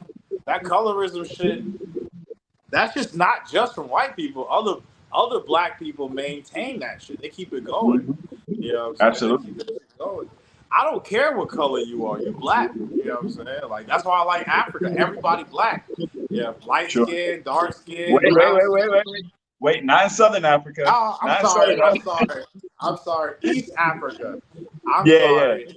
I try not to really torch South Africa because I could go in, but Yeah. I, but because it really let me down. Honestly, it let me down. Yo, when I went to South Africa, I booked for 60 days. I wanted to live there, and when yo, I seen the segregation. that's a whole nother stream though, man. We Oh could yeah, do yeah. that We'll on a talk whole about that nother the next stream. stream. Yeah, Let's yeah. We'll save talk that. about Let's that. save that. But I Yeah, did have let's to say stop it. you. I did have to stop you because you know there was a No, you're brother. right. I think he asked 2 questions about Southern Africa. So I wanted to make sure that Yeah. he didn't think that everything you're saying applies everywhere. That's the Right, only reason right. why I jumped in there. Like, hold up, No, hold up. They are yeah, no, you're separating themselves down there, but no. Um, in Africa too, it's just the fact that when I walk down the street, I'm not a Black man. I'm just a man. You know, maybe I'm an American man, maybe I'm a foreign man, but I'm not a Black man to 90 whatever percent of the population. You know what I'm saying? Nobody's looking at me, um, and they're thinking, oh, because his skin is like that, insert whatever. You know what I'm saying? right, exactly. People don't automatically assume I rap. You know what I'm Mhm. saying? Like but it's cool, man. Like, Yeah, I really like it. I absolutely. really like Oh, what else has Africa taught me? Gender roles. Yo, Africa made me fall in love with the Black woman. Talk that talk, man. They need to I'm hear in this. love with the Black woman. I'm in love with the Black woman. Not even on a sexual level. Like just regular conversation. Even Black American women that live out here or whatever. I love them. You know what I'm saying? Like I forgot that in America. You know what I mean? Oh yeah, me Like too. Me too. you too, right? Yeah, I Yeah, forgot that. absolutely. That's important. I'm surprised we didn't bring that up, but you know, we didn't want to make this whole live about women. But yeah, absolutely. Just the experiences being around Black women, and man, just seeing Black families everywhere, and it being the default, not the minority Black family. No, Black family is across the board. You know, anything that's not Black is looked at different. You know what I'm saying? To see it from the opposite lens is very powerful, and once you experience that, it's hard to ever go back. I think it would Hard, be man. extremely hard for yourself or myself to fit back into a Western box now. I can't, bro. I'd rather just I'll sell my land or whatever, and I'll just do a farm and live off potatoes and shit before I go back to America. If they ever stop, like, our income streams or the dollar, Sure. whatever, you know what I'm saying? I have some things in place to where I would live a minimalistic lifestyle before I go back. I'm just keeping it Yeah. real. I'm just keeping it real. That's powerful. But the Black Family Unit, Africa showed me, like, I not the perfect, but an ideal Black family unit. You know what I'm saying? I was like, wow, you don't see that in America. You know what I'm saying? Even if they're poor, you'll see the dad holding the baby, holding the kid's hand, the mom holding it, and that shit's just beautiful to me, man. Like, it's really beautiful. Yeah, absolutely. I like that like I was saying earlier about how in Africa, you're just a man. You're not a black man. In Africa, when you look at 90 whatever percent of the ads, it's people that look like me and you. I got on the airplane, for what is it, Ethiopian Airlines. You have those cards where it's like, if you're in the exit row, whatever, and all of the humans, all the people are black people. And not only in Ethiopia, I've seen that in, all across the board. To see yourself reflected in everything is something that, people of European descent in the States, they take for granted because that's all they've ever known. And on their continent too, that's all they ever known. Everything they see in society around them reflects themselves. They turn on the TV, they see themselves. They, they go to the movies, they see themselves. They go to the grocery store, whatever. Everybody on all the packages looks like them. And in Africa, it's nice to have that same kind of feeling. I love that feeling, bro. Yeah. These are the kind of things that you don't know that you're missing it. There's people who die. They live their whole life from a kid to 80 in the States, and they never had that feeling. Never experienced. Yeah, and that's sad. It's sad, man. Like they never experienced a black loving society. You know what I'm saying? Black people don't even know there are black loving societies. Where black people love each other. They love you as an outsider, person in the diaspora. You know what I'm saying? And they embrace you. You know what I'm saying? Like, and I gotta say this too, man. I gotta say this, man. I've gone to so many different countries around the world, and when I land into an African country, 9 times out of 10, the immigration people damn near smile when they see me. They look at me. I look like their cousin. I look like their nephew. You know what I'm saying? That's just something that it doesn't happen in the States. When I go back to the States, or in the past when I would go back and forth from the States, I would leave, let's say, Dallas Airport or whatever, fly to Costa Rica or something. When I come back into the States, I'm looked at like a criminal. What were you doing in Costa Rica? How long were you there? Oh, you were traveling by yourself? Oh, you don't have any friends? You know what I'm saying? I'm getting interrogated like I did something wrong for wanting a vacation, to want to get some relaxation out of the quote unquote matrix. And this is the country of my birth. You would think when I come back, I would be welcomed with smiles. Oh, you're back home. No. It's like, another problem. You feel me? Shout out. My bad to pause you for a second. Shout out for the super chat, the Millie Gang, you low key Ethiopian. This guy. No, your sir. man?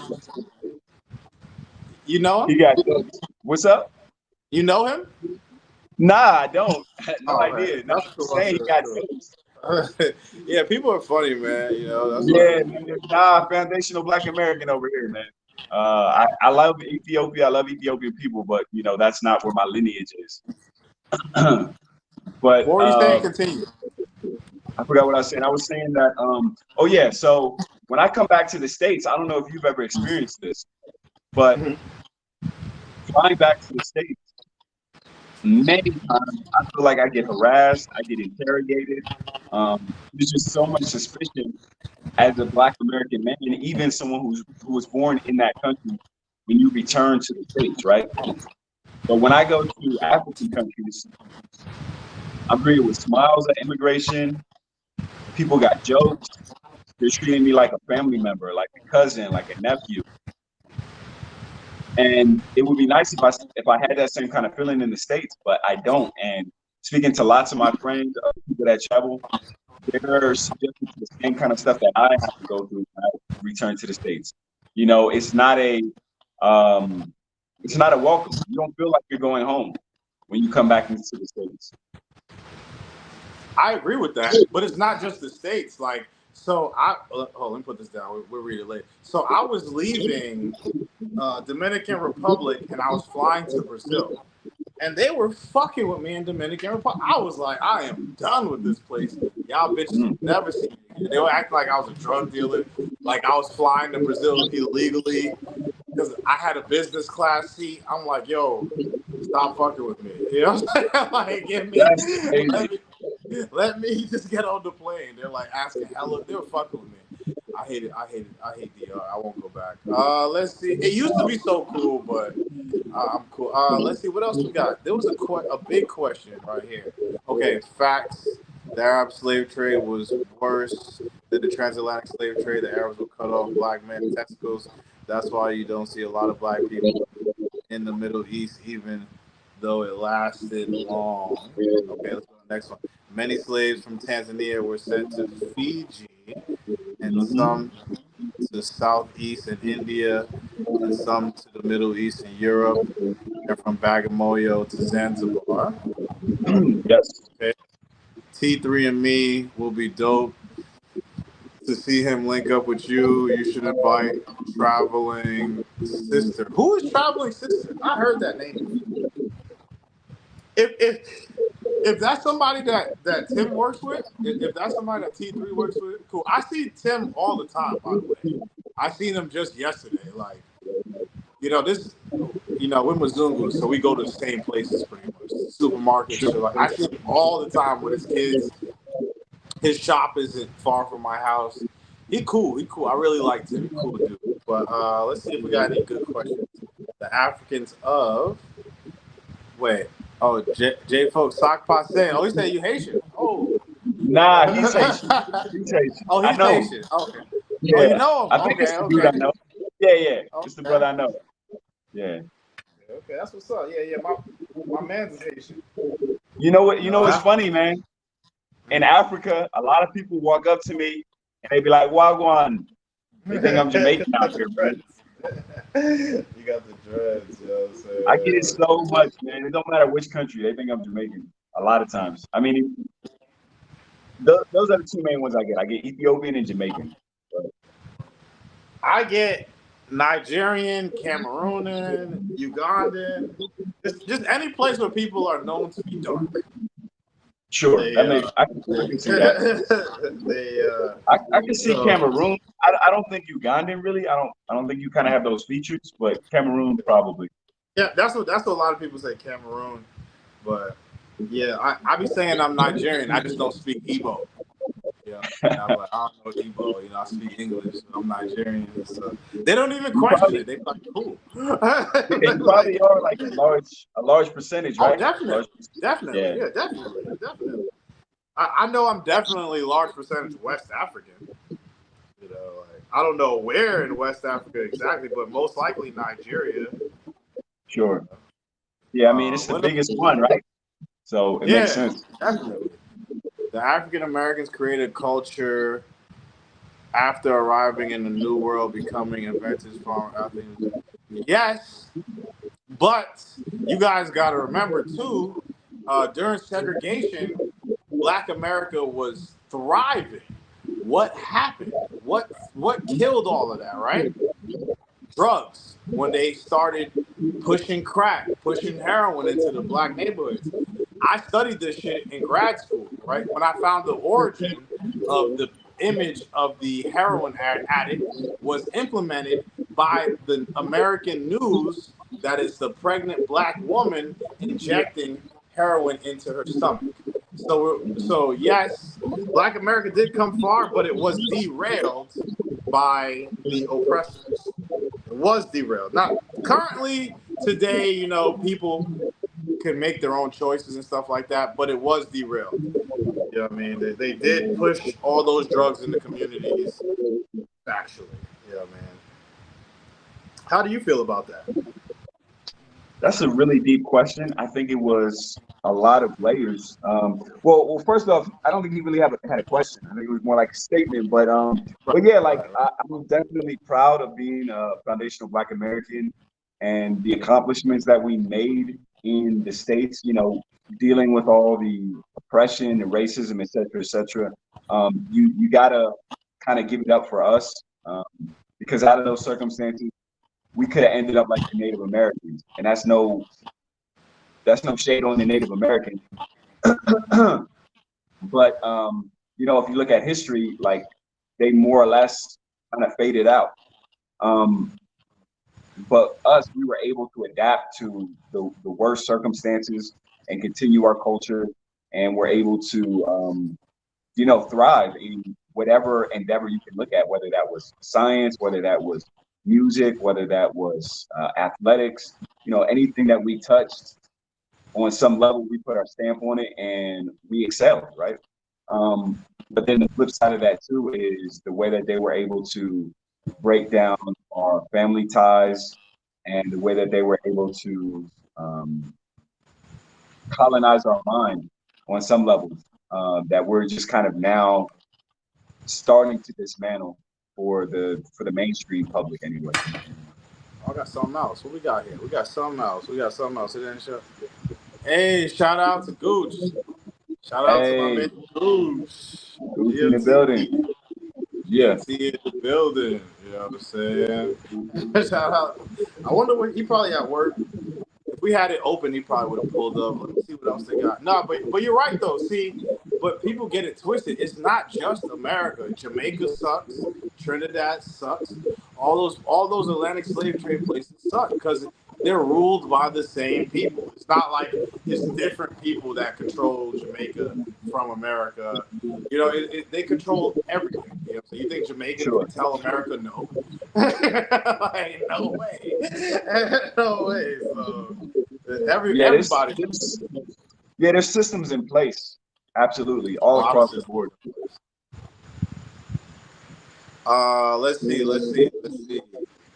Let me go. Because the super chats threw me off. Let me go back. Let me see. Facts. I'm in Pennsylvania. It sucks. I think it's better for Black Americans down south. That's our stronghold. Yeah, man. My man's is in North Philly, man. He said they cleaned it up, but that shit was out of line. Like he would talk about. I forgot the houses out there, or whatever. But like some of the projects and shit, you can't even like walk in there and expect to walk out with all your shit. People are gonna rob you. You know what I'm saying? They want to talk about Africa. You know what I mean? Like, there's literally project buildings you can't walk in if they don't know you. In Philly, sure. you can't walk in those project buildings if they don't know you. There's a lot of places in the States like that too. Yeah, a lot of places in the States like that. Yeah. You literally can't walk in those.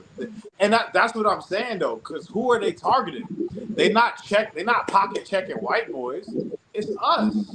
You know what I'm saying? Like all that venom is placed at our own people. Why? That's the question I want to know. Why? If it was like, all right, if it was more camaraderie, like, all right, we all black, whoopty whoop, and I'm not promoting this, I'm saying like this is just hypothetical. Bet we together, we struggling, let's go rob this group of people. That's not us. Not specifying any group of people.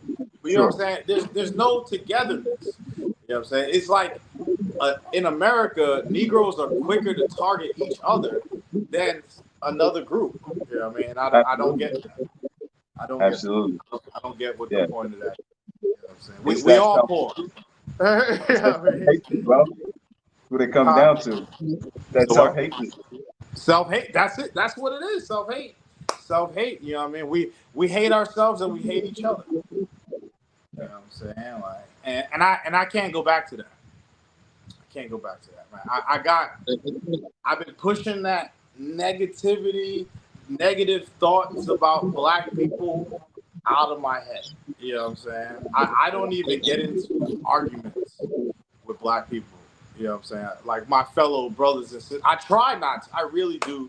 I try, because you can resolve things for the most part, unless if you get, just an unruly person, and then you Sure. gotta do what you gotta do at that point. But those are very rare. Most people you're able to talk to and reason with. Peace to all the original men in the chat. Hey, shout out, man. Shout out to everybody in the chat. How old are y'all? I'm 33. Hey, we Hey, trying my to run this for age, like, what's up? how long you trying to run this for? You trying to stay like 30 minutes, another Uh, hour? How long? how long? I think let's go with like 30 more minutes, and 30 we'll more see where we minutes. feel at that point. Let's see Yeah, at what the we two feel. hour mark, we can kind of decide at the 2 hour mark Okay, whether or if not we're we. gonna stay on past 2 hours, we could open up the Yeah, well, thing and people could come and talk or whatever. It's a lot of people watching, so I'm sure okay, for people have sure, for sure. questions. Yeah, for sure. Actually, I'll drop the link and maybe, but yeah, people be cool though on here. Hold, let me drop the link. Yeah, we pretty much finished most of the show, so people could start hitting the link. So what else? What else we got? How old are y'all? Yeah, I'm 33. I don't know how Yeah, old he is. I'm kind of in that age range as well, so we can leave it there. Hey, leave it there. That's what the man says. So he's 33. That's it. That's I it. didn't say that. I said we in the same Hey, range. hey, So hey, Traveling Tony said it. You know what I'm saying? I'm assuming you're 33. That's my assumption. Guest is speaking, the motherfucker true. Travel is key, moving past the low vibration BS. Yeah, man. High vibrations, man. High vibrations. Shout out to my man Corey Green with the 4.99 all super right. chat. Showing love tonight. People love you. Yo, we gonna have to do this more often, bro. You know what I'm saying? Yeah, Get we got a lot to these. talk about, man. We got a lot to talk about, man. I dropped the link. If anybody wants to ask questions directly, they can. Let's see. Hold on. I got my people. USA meets Kenya. Shout out, salute to Kimberly and Keith, KK. Let's see. What's up, bro? What's the biggest thing y'all learned from Africa? We hit that already. For me, like I said, it's love, peace, and love. I know it sounds I corny, can but that's what I really learned. I can add to that. I kind of already answered it too, but I can add one of the biggest things I learned from Africa is patience. Is patience is key because if you're not here on a vacation, if you're actually living here and you're gonna have to deal with different things, then patience is key. And even if you're here on a vacation, I mean, unless you're staying in a resort or something, you are going to have to adapt and you're going to have to change your expectations. So that patience is going to go a long way. It's going to make it easier for you to make friends with people. It's going to make your life so much smoother because even in the countries where people speak English, it's not always your English, and they may not always be able to understand your accent. You may have to repeat yourselves sometimes. You'd be like, "Damn, this is simple." In the States, everyone would have understood me. So just having that patience to be like, "All right, these are my brothers. Okay, they haven't dealt with an American in a while, or maybe never. So I gotta slow it down a little bit, be a little bit more patient. Things will get done, things will get fixed, but just to mellow out and chill." That's another good thing I learned from Africa. I needed that because I was very impatient and I didn't understand that we learn differently. Like people in Africa, they have a whole different curriculum from us in America. So I'll be like, "You don't know how to do that? You don't know how to do that?" And I would kind of say it in a mean way, and I was called on it. And I was like, "Damn, I'm a dickhead. I'm sorry. That's how we talk to each other in New York." You know, I apologize. I didn't, you know what I mean? Like, it opened my eyes to a lot of things. We kind of are a little nasty to each other in the Northeast. Well, we are Oh yeah, nasty to each other in oh the yeah, for Northeast. sure, Very for sure. nasty to each other in the Northeast, and I learned that. And I learned that that shit is not acceptable. So if you're coming out to these places from a city where people are kind of rude, check that shit before you get out here because you could get in some trouble. You know what I'm saying? You don't want to have no problems when you're overseas. Just check yourself. You know what I mean? Check yourself before you wreck yourself. That's the realest shit I could think of.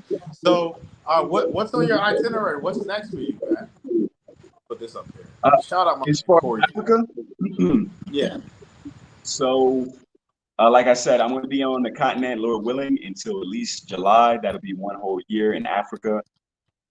I obviously I want to see more countries. I want to show you guys on my channel some places that almost no one goes to.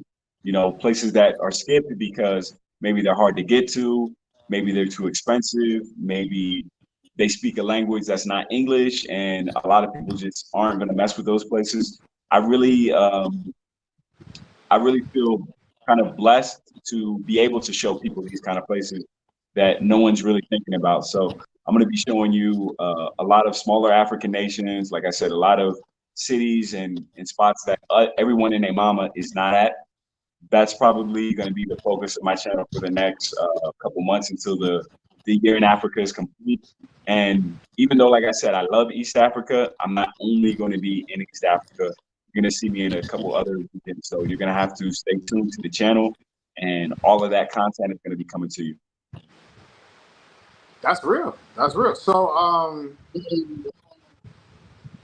what remote place in Africa are you interested in? Like Madagascar? It's not really. It's kind of remote. It's hard to get to. I've been there. I already have channels. Oh, okay. Yeah, I mean, I already have videos on my channel from Madagascar. I was there. Unfortunately, guys, I lost a whole lot of content. I lost the phone, you know, pickpocketed, lost, whatever you guys want to call it, just a little bit over a month ago. So I had, you know, so much content that was gone.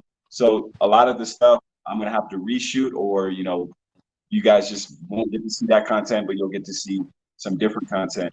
One of my biggest videos that I did recently was in the island of Mauritius. That's Mauritius. I believe that's how you spell it, Mauritius. And that's a place that a lot of people don't go to. Many people haven't even heard of it. And I hadn't even heard of this country like a year ago, really. A year, 2 years ago, I hadn't even heard of this country. And it was quite an experience for good and bad. Like the video I have on my channel, I'm talking about how racist and discriminatory the immigration and the officials are in that country. And it's something that I really wasn't expecting, because it's considered Africa, but it's really more closely aligned with India. You know, they grouped it in the African Union, but I think the mentality and the culture is like India. And so that's how I was treated. I was treated like I was landing in India when I landed on this island. And I was able to go there and take that bad experience and show it to the world, and so other Black people can know. And in that process, I saw that other people were having that same experience. You know, there was another YouTuber who way more famous than me. He's Nigerian. I think he's got like 150K subs or something. And like the same week I was there, he was there, and he had the exact same kind of experience, and was, you know, talking about the racism experience. So yeah, Africa is what, 52, 54 countries? I forgot. Yeah, I used to know. I forgot. And they're completely different. That's another big thing I learned about Africa. Is so far I've been to about 14 African countries, and they couldn't be more different from each other. We think of, you know, in America, the way we are raised, they teach us like Africa is like basically one country, maybe 2 or 3 countries. But we don't think of it as a massive continent in the school system. That's not how they present it to us. Not the way they present Europe. It's like, okay, this kingdom, that kingdom, that kingdom. They're all completely different languages. They just pretty much show us Africa like, okay, Africa is Egypt, it's Nigeria, and that's it. Maybe Congo, and, you know, forget the rest. So yeah, I got to go to the most un-African African country, and that was Mauritius, where, you know, they kind of don't want to be African, and, you know, they treat anyone who's melanated with suspicion. And I know some people in the chat or whatever laugh at me or whatever, they call me light skinned or whatever. I wasn't light skinned for them. I was a Negro. I was a Negro to them. You know what I mean? So don't think light skin, whatever, makes any type of a difference. You know what I mean? If somebody wants to be racist, you know, we all in that same boat. So that's why it's kind of foolish to kind of split us into these little groups like colored and all this other silly stuff. Because if you have any African descent and you have any pride in that, you're in the black group. You know, forget it. Now, if you want to run away from it, maybe you can pass. Maybe you can wear some contacts and bleach and all this other crazy stuff. But yeah, we're all in this together, man. We're all in that same boat. So, hey, good live. Watching from Tanzania. What part of Tanzania are you in? I'm in Dar. I am in Dar. And oh, nice afro, by the way. That's a dope afro. You see that afro in the avatar? Yeah, yeah. That's that classic. That's a dope afro. That's that classic. I'm about to go get that hair transplant. I'm about to be whooping on you. Watch. I'm gonna come back. You gonna have that Don Cornelius, huh? What? Yo, I'm gonna get the Don man. That pit going. Bro, I'm gonna get the Big Daddy Kane. You know what I'm saying? I'm gonna rock that shit. Yeah. Rock that. Smooth operator. Yeah. Right. Bring it back. You know what I'm saying? But racists hate blacks. Hey, if anybody wants to come up, the link's there. We'll be here for at least 19 more minutes. But we could chop it up in the meantime. Let me see if there's any questions I've missed. So, okay, I got a question for you. So with your content, you've been around the world. You're a man of mystery, a well-traveled brother. Sure. When you do your videos, do you give every place a good review, like some of these disingenuous content creators that I hear about? I don't watch them. I only watch homies. So I'll look at your shit. I'll look at GMT shit. I'll look at No Excuse shit. I'll look at but only people I know. I'm not watching them. Gotcha. Unless it's entertainment.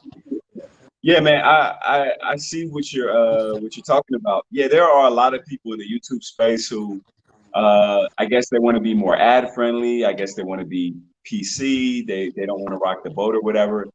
They can go anywhere and they will kiss that country's ass, right?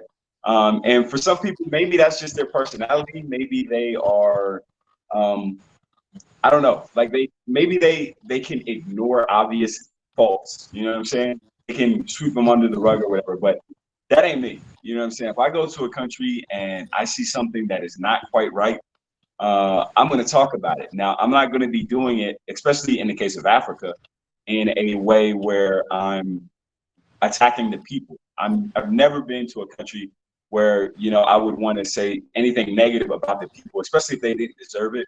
I try to be as neutral as possible. And, you know, I try to, you know, take into account that people's perspectives are not always my perspectives. But all that being said, I'm still going to talk my talk. I'm still going to keep it real with people, because if I didn't do that, then I'm doing a disservice to the next guy. He's going to book a flight. He's going to land there, and he's going to be like, well, Jay Focus said that it's XYZ, but he left out ABC. You know what I'm saying? I want to give people the full picture. I'm going to talk about the good things in a country. I'm going to talk about the things that are okay, and I'm going to talk about the things that need improvement. And this is a constructive criticism. This is not me saying America's better than this place. You know what I'm saying? I've never gone to a place and expected it to be America. That would be so ridiculous. If I wanted to go to America, I would go to America. If I go to a place, I do expect there to be certain standards. I expect to be treated with respect. If I'm going to be a respectable person, I do expect, you know, just general things that any normal person is going to expect. Now, when those things are not met, I'm going to speak about it. You feel me? But like I said, it's never in a way where I'm talking down to people who have less than me, or I'm insulting people for no reason. If I'm telling you guys something about a country where this didn't measure up, that didn't measure up, it's because I don't want you to suffer, and I want you to be able to prepare yourself, navigate in a way that makes the most sense for you. No, that's real. I think my issue is sometimes I could be too raw, too blunt, and I need to learn how to word things with a soften, you know, like with a cushion. You know what I'm saying? Because people want to hear the truth, but they don't want it to be like real raw 100. You know what I mean? They want it Sure. to be like kind of kiddie. You know what I'm saying? Yeah, yeah. PG-13. Sure. And I'm learning how to do that because I don't.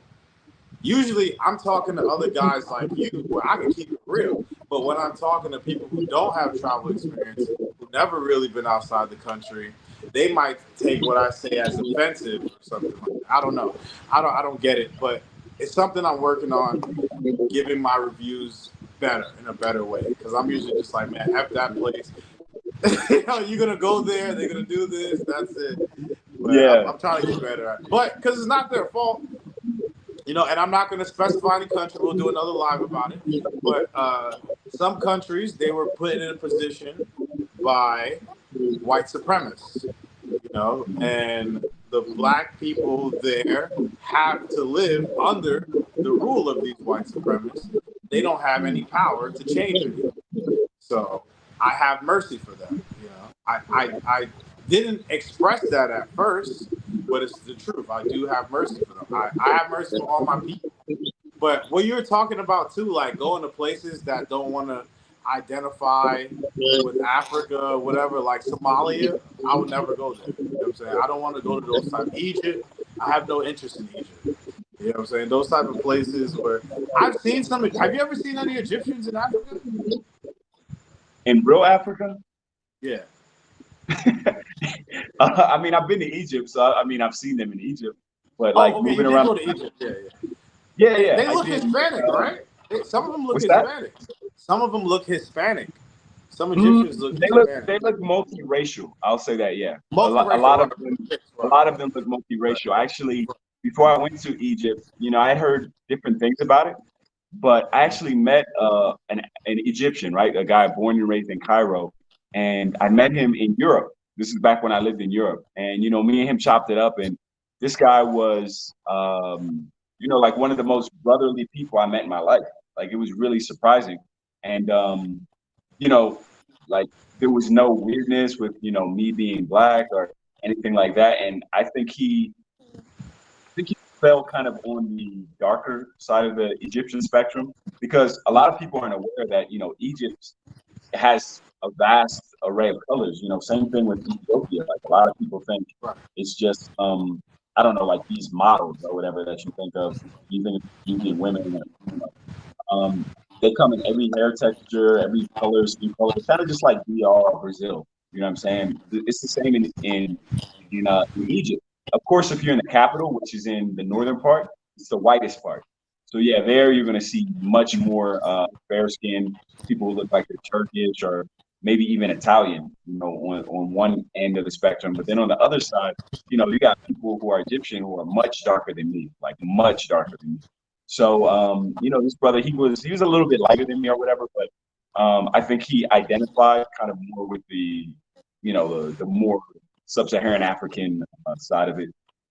When I was in Egypt, I didn't feel any, like I said, any weirdness for being like a darker skinned person. I feel like they just saw me as American, honestly. Went to the like pyramids and all that kind of stuff. What else can I say? Actually, you were saying that I knew any Egyptians like around Africa. Yeah. I met this Egyptian woman who was in Rwanda, and she was real cool. We chopped it up, and it wasn't even on no like I'm trying to date you type of a thing. It was Right. like Right. she Right. was old. She was older than me, so it wasn't even that type of energy. But we had crossed paths, and she was new to the city, and I kind of knew my way around, and so I ended up like showing her around, and that kind of a thing. So yeah, there are some Egyptians who move around. I think some parts of the continent, but yeah, there is a lot of Egyptians who kind of want to separate themselves, and I think that's not just Egypt. I think that's all of North Africa, Morocco. That's all the rest of them in between who do kind of feel like Africa is south of us. It's not Africa yet. There are some people. Have you had any altercations in Africa with people? Huh? Have I had any altercations? You mean like shouting or like? Yeah, shouting, just a Yeah, negative experience. Yeah, you're right. So, to give you guys, let you know, it's not like all sunshine and rainbows. This is we're still dealing with humans, and humans have arguments no matter where they are in the world and stuff. Yeah, I've had a few interactions where there was like a little bit of yelling, but it's very rare, very rare. I Very rare. remember, I remember one particular incident was in Ethiopia. Actually, it was the last time I was in Ethiopia, and it was an Airbnb situation. Right, it wasn't like a random person on the street. I've never had that kind of a situation where somebody on the street, ever, you know what I'm saying, really turned into something. But no, it was an Airbnb situation where like the guy, he wasn't in the country, but he had somebody managing the place for him, and the person who was managing it for him was kind of like hands off. You know what I'm saying? Like they really didn't care because I guess they weren't really making any money. And I was asking for like simple, basic things, and it would take like 2, 3 days for them to respond or whatever. And at the time, it was like last minute, so I didn't really have any other options, and I'd already booked this place and I couldn't cancel. And so when it came for me to leave, the guy was nowhere to be found, right? And so I was staying in like a compound. So to get out of the compound, there was security, right? And so I had my flight and I've got my luggage, and they were talking about they weren't going to let me leave. And I'm like, you're not going to let me leave. Like, you're not the police. Like, I'm about to leave, and you're not going to stop me. That was about to become an altercation. That one, yeah, it's kind of like I'm missing my plane. I don't care what you're talking about. You ain't badge or nothing. You about to get knocked over. You know what I'm saying? I'm about to get up out of here. It was one of those type of situations. I'm trying to think of anything else that really happened. Let me think. I mean, I've had stupid things happen. Like I'll be trying to film because I'm a YouTuber. Obviously, I do YouTube and stuff. And somebody tried to talk like kind of spicy to me, like don't be filming me. I'm like, I'm not filming you. I'm filming the street. Like we're in a public space. It's during daylight hours. It's not nighttime. We're not in the hood. Like, why are you so scared of the camera? Like, you know what I'm saying? If you saw me coming, you could have avoided it. You could have moved to the left and you wouldn't have been on camera. But somebody tried to make it a problem, and so yeah, we had some words. But, other than that, I haven't had any real serious altercations in Africa. Mine is pretty similar to yours. How about Just a couple little altercations, but for the most part, that's just come like you said, humans. You come across somebody who's having a bad day. Sure. They're taking it out on you. People got babies to feed, a wife at home. They got their own problems, and sometimes we're humans. They may inadvertently take it out on someone else who has nothing to do with the situation. But Exactly. Look at these comments. Egyptians are Arabs. They're not real Egyptians. Oh, okay. Okay. Egyptians are cool. Libyans, nah. They backwards and have that Arab slave mindset at the back of their heads. I've done business with both. Egyptians are social. But Nubians are dumb as hell. The Nubians are. Yeah, like I said, I didn't have any problems with Egyptians, and I stayed there for a couple of days. And like I said, I met the guy in Europe. I've never had a problem with Egyptians. We got a question for you directly, though. How is the weather between Namibia versus Uganda versus Rwanda? Which weather is the best based on your experience? So, for me personally, I prefer my ideal weather is kind of in the high 70s. It doesn't get cold at night. We use like blankets and that kind of a thing. So for me, it would have to be Uganda and Rwanda. Now Namibia has good weather for my taste, like 80s, and it doesn't get cold at night. But the thing is, that's only in the summertime because Namibia, they have seasons, so it's like the States. Now it doesn't snow, it doesn't get that cold, but in the wintertime there, you do need heating, you do need sweaters, hoodies, all that kind of stuff. So because I knew that, I made sure I was in Namibia when it was summertime. And so in the southern hemisphere, the seasons are reversed. So December, January, February, those are going to be the summer months in southern Africa. So you want to go if you're looking for summer weather, southern Africa. you want to go there in the months that I just stated, because if you show up in June and somewhere in the northern part of America, it's going to be the opposite. It's going to be wintertime when you get down there. So, but for me, Uganda and Rwanda are the best weather. I like Uganda weather. Uganda weather Yeah. was cool. I like. Yeah, not too hot, but it's. It's not Go too ahead. hot. Nah, No, not it too hot. wasn't too hot. They didn't even have ACs in most of the Nah, houses. and at nighttime it cools down, so you're comfortable. Like the most I needed in Uganda was a fan, and that was it. Yes, that's all we had. That's all I had in my house was a fan. It was cool. At first, I was mad because I came from Dar es Salaam. I'm like, why don't I have an AC? You know, but I actually thought Uganda was going to be warmer because the me building I was too. at, one of the times they had a swimming pool, so I wanted it to be warmer because I wanted to swim a lot. And certain days I was like, man, it's if it was cloudy, it would be kind of cold for me to even swim. So I'd be like, yeah, I wish it was a little bit hotter actually. Sometimes in Uganda. Well, the depictions of Uganda, it looked like it's hot. You know what I'm saying? Like what they Like showed us when we were uh-huh. in school, the false narrative, like everywhere in Africa is just hot as fuck. Like when I got to Yeah, South Africa, I didn't know it was cold. I was like, what the fuck? I was like, it's cold here. I was like, it's yo, when I got to Kenya and it was brick outside, you need a hoodie. I'm like, this is not yeah. the Kenya I seen on TV. It's not the Kenya I That's seen. the thing too, man. And in another place, I know it's not Africa, but Bogota. People think Colombia is just Bogota. hot. If you go to Bogota and you show up in some shorts, you're gonna get your feelings hurt, man, real quick. Oh yeah, Bogota. Yeah, that's why black people don't go there. Like Exactly. and it's racist. And I dropped the link if anybody wants to pull up. We got 30 people watching right now. It's gonna Oh, go damn. crazy. Yeah, Okay. 31 right now. Which African country that you visited do you feel the least out of place? You can go first with that. I'll answer that. Oh, that's for me. Yeah, well, for Uh, both of us. You go first. okay, so I think I feel the least out of place in shit. That's tough. That's tough.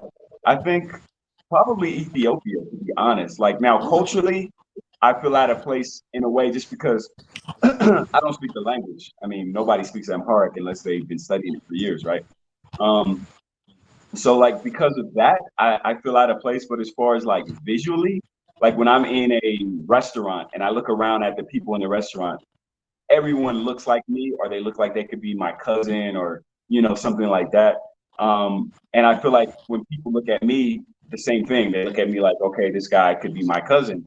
So as far as visually, yeah, I feel like I really blend in there. And it's the country where I get asked the most, like, are you local? Or where I'm assumed to be local the most. Other than Ethiopia and South Africa. So feel out of place. I feel like they think I belong, but I don't feel like I belong. That's the difference. In South Africa, I feel like when I walk down the street, there they think just another South African. But I personally don't. I personally feel out of place. Like this place is too much like America. That's how I feel. But the ones where I feel like it's reciprocal. I feel like I'm not out of place. They feel like I'm not out of place. The most is Ethiopia, and maybe second would be I would say one. I would say Ethiopia is where I feel the most. Got blend in. For me, it was Uganda. They thought I was Ugandan out there until I spoke. But like walking in the streets and shit like that, like people didn't even stare or nothing. They thought I was just Never got another stared at Ugandan. you guys. No, nobody stared at you in Uganda. No, I was asking you. I said you never got. Oh yeah, no one stared at me in Uganda. No one stared at me. But Tanzania, they know I'm not Tanzanian because they have like really specific features, so they know I'm not Tanzanian. So same they're thing. like, Same thing in Rwanda. In Rwanda, okay. like from a mile away, they just know I'm not. And I asked some of them, I was like, "How can you tell?" And they were just like, right. I was like, "Is it the hair?" And they said, "No, it's not the hair." And I was like, "Is it the beard?" And they're like, "Both." Like you having the hair and the beard is kind of like a red flag that you're definitely not one of them. And then I guess maybe it's just like certain nose features or something too that they just kind of know who's local. So yeah, they almost never would speak to me in the local language or ask me like, "Are you Rwandan?" or like half Rwandan. But like here in Ethiopia, all the time, all day long, they're like, "Your parents are from here," and on and on.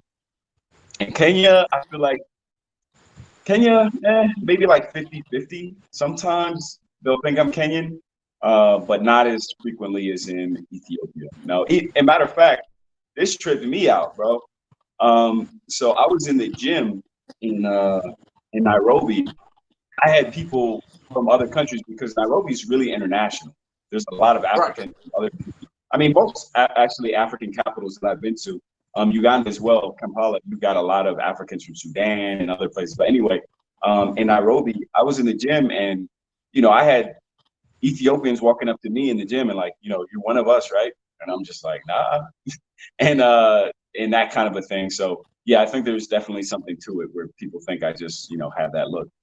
They're like, one of us. One of us. Like, no. Yeah. Nah, but I'm gonna step let off me the see. camera for a second. Oh, do you think? Do you think? Yeah, you can drop that. Okay. All right. So Tanzania is hot, Jay. You should visit TZ. Jay looks Ethiopian, South African, or Zanzibar, or Tanzania, Mombasa, but more Ethiopia. Tony looks Ugandan. Westside TMZ looks Tanzanian. Shout out to Westside TMZ. He does kind of look like a albino Tanzanian. He does look Tanzanian, actually. Yeah, yeah. Shout out to Westside TMZ. Real cool dude. Real cool dude. I pull up on his channel sometimes. Since he lives out here, we have a lot to talk about as far as Tanzania. He has his wife. He's building his family. Shout out to Westside. From America to Tanzania, we both out here trying to build our lives. You might as well get an Ethiopian wife, Jay, since people think you look Ethiopian. Yeah, I mean, that might be a good look. He's 7 months in and he's not wifed up. It's going to happen. If he's going to do 365 here in Africa, he's going to get wifed. Somebody's going to snatch him up. Like, these girls are looking for good men, good, stable, successful men. You can obviously tell, he's very stoic. He got his life together. I'm surprised those girls not beating down his door to marry. But yeah, Jay's really cool. Anybody want to come up while we're just chilling up here for a few? Oh yeah, so Jay, somebody was saying you should get an Ethiopian wife, man. Hey, you can line them up for me. Yo, I'm surprised you don't have a wife, bro. You've been here 7 months. I don't know how you did it. Yeah, man, it's because I'm moving around all the time. Like once I'm settled, I'm going to get settled at some point. Lord willing. Once I'm settled, yeah, I'm definitely going to take care of that side of things. Because these African women, I mean, we're at the end of the line. So these African women let you know they want to be your wife. Like, yes. They'll clip your toenails, line you up, everything. They'll just cater to you. And it's like, yo, I'll give you whatever you want. You don't even gotta want it. I'm making your life better. Hey, you don't even got it. My girl didn't even want the land. I was like, nah, you got my kid, I got you. You know what I'm saying? Because she earned it. You know what I'm saying? Everything she did, I don't even care about the 40 minutes. She did way more for me than $40,000, in my opinion. Westside TMZ blends in TZ so easy, especially with coastal people along the coast. I saw him wearing his sandals and flip flops. Have cousins who look like him, coastal. Yeah, man. Yo, he really vibes out here, man. Westside really loves Tanzania. People are cool. It's no drama. You know what I'm saying? You can hide away. There's no, there is bullshit, but you gotta go looking for the bullshit. You know what I'm saying? If you're just living your everyday life, it's cool, man. Shout out to Westside. Shout out to Razor Rays. Shout out to No Excuse. Shout out to GMT Travel. Shout out to Travel First. it's so many people I'm cool with. Shout out Marquise 912, one of my mods. You know what I'm saying? Sent me $5 on one of my last premieres. That was really dope. Shout out Marquise. Shout out Darnell for pulling up to my last show, helping All me, right, all right. run it. You know what I'm saying? It's some cool people, man. Like I like going live. I just like having things to talk about because I don't want to be one of those live people that are just putting all my life, trials and tribulations on the internet. You know what I'm saying? Oversharing, right? Oversharing. There's sharing and then there's oversharing. There are Yeah, things you you need know, to handle yourself. You know I what I'm think that's saying? kind of yeah, man. I think a lot of that too is a generational thing. You know what I'm saying? Like the kind of guys who like they had smartphones when they were in school. That's all they know. So they don't know how to hold anything in. I feel like like the old head generations from the 60s and 70s, they might have held in too much. Like they never went to therapy. They never dealt with like real shit, like killing someone in Vietnam. They never dealt with Right, that. right. Then They you got never like know. and then you got like these kids now, who, like they 21 and they stub their toe and they got to talk about it. They got to do a live about, yeah, man, I stubbed my toe. You know what I mean? Look at my toe. Feel bad for me, that kind of a thing. So I feel like Yeah. there's extremes, and then you got like me and you. We're like kind of more in that middle ground where it's like, okay, we understand some stuff is not for the public and not for everybody. Then but at the same time, we're comfortable talking about certain things. You know what I mean? Certain things, right, right. Like I'm not, because also I do have family. I got my blood family and I got her family. They, even though they may not understand everything, but they still tune in, and like, they like, you doing that, you doing that. I Nah. But how much savings is good to travel? Is 20K savings good enough? How long are you trying to travel for? If you're just traveling if you do 20K 4 months, that's fine. I'll say 20K 4 months. That's fine. Unless if you're gonna live like a local, then 20K will last you 2 years. But I doubt it. I doubt it. If it's your first time out of America, 20K is not gonna last you long. I give you 4 months. I, I give you so 4 months. my perspective is this. I think it Okay. kind of depends on how you're traveling, right? Right. Right. Right. Because I mean, you got dudes who like they do the backpacker thing. 20K will last them a year. You know what I'm saying? And like, is your 20K? Is that only going to be like, let's just throw out a place. Like, are you going to take your 20K and you're just going to fly from the States to Kenya, and then you're going to move in Kenya the whole time? Like, you're not going to take any more planes. You're just going to, do it like that, like an adventure. I'm not saying you got a backpack, but I'm just saying you're doing domestic travel after that. Or are you going to try and do like, okay, I want to go to Kenya, then I want to be in Joburg, then I want to be in Namibia, then I want to be in Nigeria. Like if you're doing it like that, then yeah, 20K is gonna evaporate, man, like really quick. I spend a lot of money because I'm doing it more or less like that. Like I'm jumping from city to city.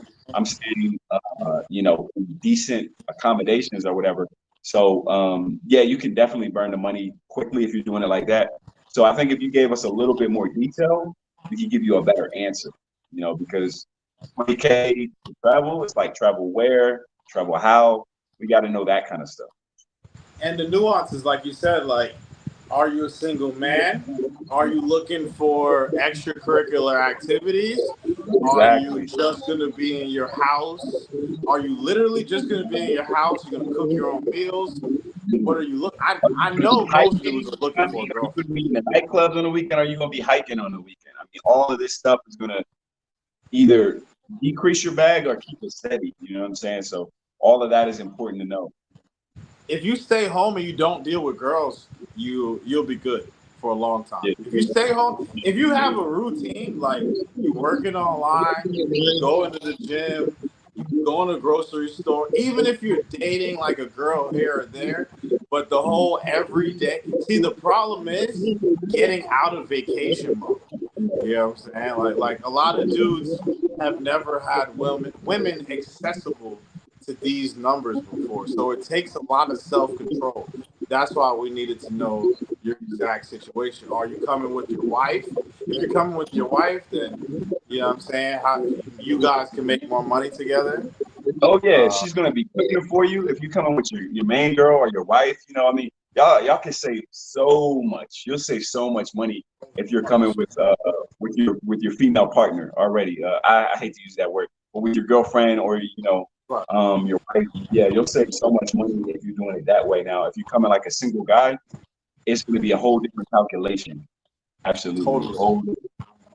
Unless if you're a seasoned traveler and you know how you're going to, you got like your shit itemized, or you have a schedule, you're a monk. Because I know nomads that live in monk mode. They don't even go after girls or nothing. They're focused on their business.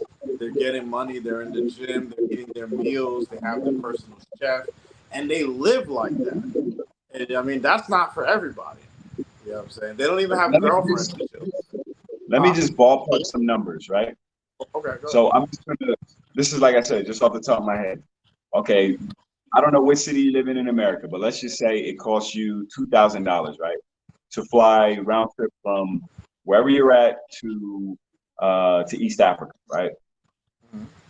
Assume that you're going to probably be staying in Airbnbs if you're going to be doing like active traveling, right?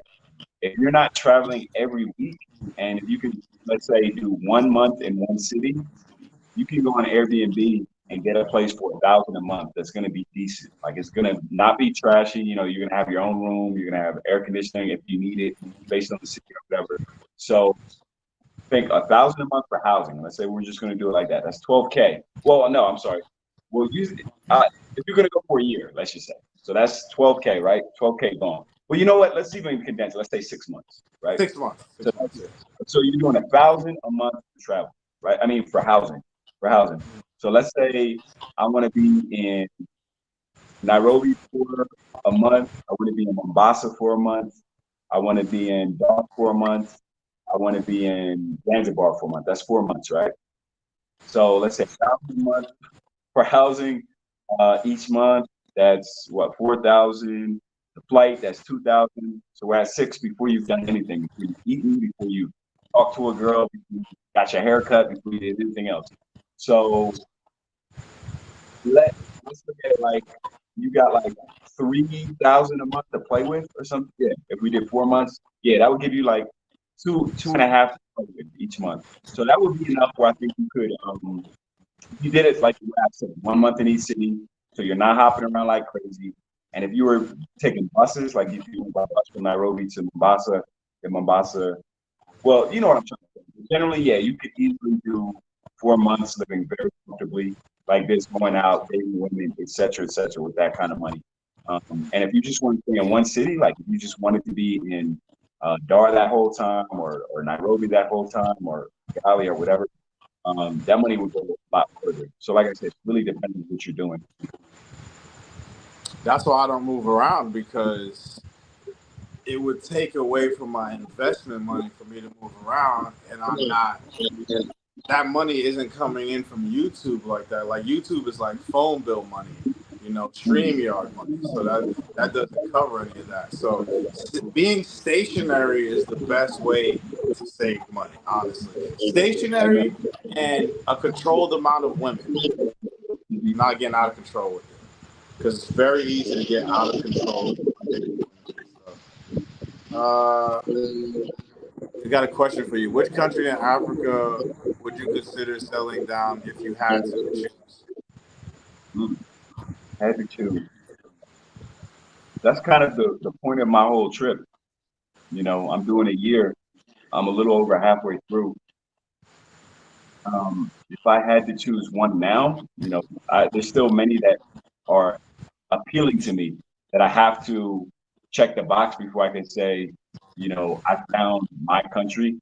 And Tanzania is one of the ones that I would say is in the top three. Like I said, I haven't been there yet, surprisingly, right? I know you guys are like, well, you ain't been there yet. But no, every time I plan to go there, something happened. But this time, I'm going to make sure that I finally go. And I got one of the experts right here who's going to make sure I know everything, the ins and outs. I can avoid the pitfalls and stuff. So I think it would probably be in the East, right? So that already narrows it down to like 6 countries, right? I think it would probably be like one of the three most popular ones for people to settle down right now, and that would be in East Africa would be Rwanda, it would be Kenya, and it would be Tanzania. That's where pretty much everybody's at. So yeah, it would be one of those three. But like I Let me said, right see. now I haven't been to Tanzania yet. Question for both of you: what country would you recommend for single guys to hit for? In my opinion, I think Nairobi, Kenya is the perfect place to go as a single guy. Single, okay. If you're a single guy and you want to be safe, you want to deal with girls, you don't really want to worry about stealing, you want to party, you want to drink. There's no language barrier. Um, there's they're middle submissive, but they're very cool, you know. So I suggest that place. What do you suggest? So I mean, you already said one, so I'm not going to take the same one you did. Okay. Contrary opinion. I mean, I agree with him. He gave good advice. I mean, that could work for some people, but if you if you've never been to Africa before, I think I said this a little bit earlier. You if you're not trying to get away from the West so much, then I would say consider South Africa. Cape Town could be a place that you like. Now, there's guys that hate Cape Town, that hate Cape Town. There's guys who love it, who they pretty much don't want to go anywhere else in Africa but Cape Town. So I think the two like beginner countries in Africa for most people, most Americans, it's going to be either Kenya or South Africa. I mean, when you really think about it, because of the I familiarity, the English language, the fact you can use credit cards, the fact that Uber's there, the fact that I mean, on and on. You've got so much. Everything like Google and stuff that works in the States is going to work exactly the same in either of those two countries. Now, which one is better for you is going to depend on personality. Maybe somebody likes the look of South African women more. Maybe somebody likes the attitude of Kenyan women more. Like I said, either one of those, I feel like most people who've never been to the continent will leave with a kind of like with a hunger to see more and do more. Yes. So those are good beginner countries, I think. I think people should try to see as much as they want because, okay, if let's say I wasn't a nomad, I went to Johannesburg, I didn't like it. If I was like, okay, I'm done with Africa after that, everywhere is probably going to be like that, then, I wouldn't see nothing else. But by me saying, let me not give up, I'm going to go to Tanzania, I'm going to go to Uganda, I'm going to go to Kenya, I realize it's just that hard. That's not for me. That's not for me personally. But yeah, I agree. And Try as much as you can. can I jump in there real quick? Yeah, brother, go ahead. Oh yeah. And I just want to say this. He brought up a really good point. And it goes back to the theme of this chat is that what is one of the big lessons you learned in Africa, and I probably said it already, but I'm going to say it again. It's worth repeating. Is that Africa is not a country. So if you just went to one African country, you know almost nothing about the continent. And I say this as somebody, like I said, who's been to like 14 countries, and I'm humbled. I'm not saying like I've seen it all, I know it all. I haven't even been to half of the countries, not even close, man. So I'm learning things all the time, and I'm constantly having to adjust my expectations because the country I left was this way. We're still in Africa. Why is this country completely different? And you don't have this even to the same extent in South America. And I've been all over South America, but when I go from Ecuador to Peru, things don't change that much.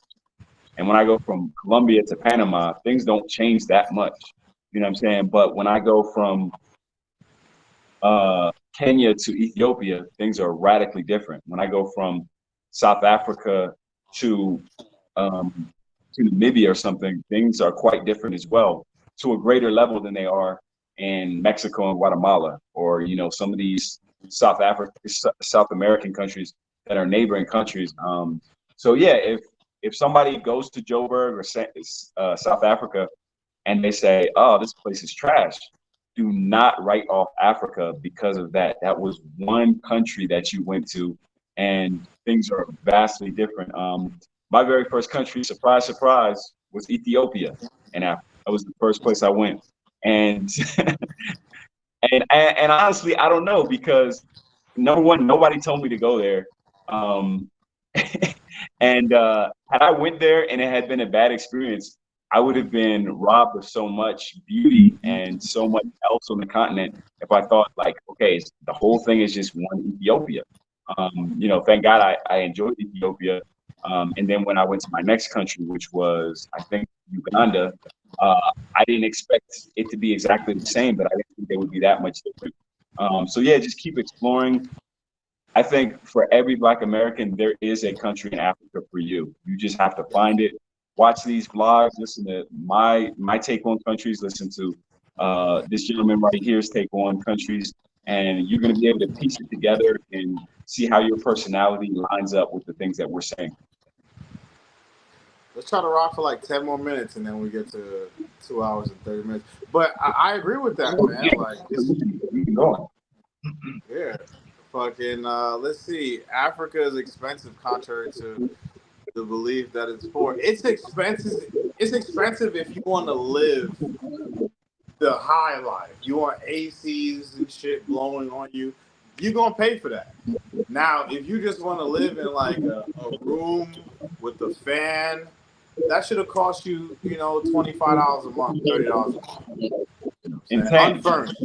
Unfurnished. Huh? In Tanzania. Well, yeah. Tanzania, even in Uganda, you could get a place for like $100. You know what I'm saying? $150. I'm talking about unfurnished, not furnished. Unfurnished, if you're gonna live there, and furnish it yourself. You know what I'm saying? Even in Kenya, you could get places for the low unfurnished. Yeah. So I'll say this: the cost of living in Africa, if you're staying for real, can be very low, especially once you figure things out. But the cost of tourism in Africa is not cheap. So, this is another thing. This goes back to the point again, what the topic was, right? Is that one of the beliefs growing up in the States, anytime they're talking about Africa, they're talking about poverty. Let's keep it 100. You're saying when we were kids, we would turn on the TV, they'd be talking about, oh, they're starving here. Please give money to this. They need money for that.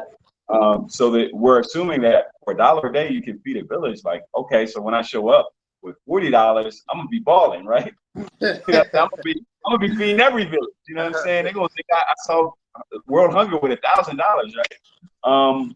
But the fact of the matter is, the cost of tourism in Africa can be very, very high.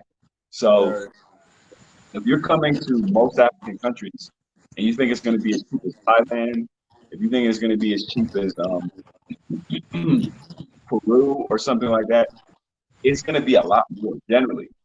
Now, like I said, there are ways to manage it. Obviously, if you got people on the ground who can, show you kind of local prices for different things. But if you're just coming for 2 weeks, don't think it's going to be cheaper than a trip to Mexico or, similar places that are really popular. It's going to be way more. Yeah, it's going to be way more. It's not Bali. Most of Southeast Asia is way cheaper than Africa. So another thing is like the people in Africa, especially the ones who travel in Africa, we're here because we love it. We're not here because it's cheap. A lot of people are like, oh, you're just running there because it's cheaper than the States or other things. If I was just trying to be somewhere cheap, I could be in Colombia. If I just wanted to be somewhere cheap, I would be in Thailand. I would be in Cambodia. I would be in Bali or something like that. Like, no, I'm here because I want to be here. I want to be around Black people. Even if sometimes there's struggles, even if sometimes power goes out, I'm here because I want to be here, not because Africa is so cheap or anything like that, especially for tourists. Now, like I said, and like Tony said, if you're living here, yeah, it can be extremely cheap, especially if you're not bougie and you don't need to live in the most expensive part of the country. Then yeah, it can be, you could pay $4,000 a month or some shit in Sandton, in Joburg or somewhere else. But yeah, no, Africa is not cheap for tourism. No. We got a super chat. I'm inspired to visit because of you, bros. Great work. Hey, man, I'm glad we can inspire. I mean, it's kind of the point. I mean, I want to inspire, but I just want to shed light on untruths about Africa. You know, I haven't had my life threatened at all. People say, "Oh, you're gonna get attacked by rebels." I haven't seen any rebels. I've been here over 2 years.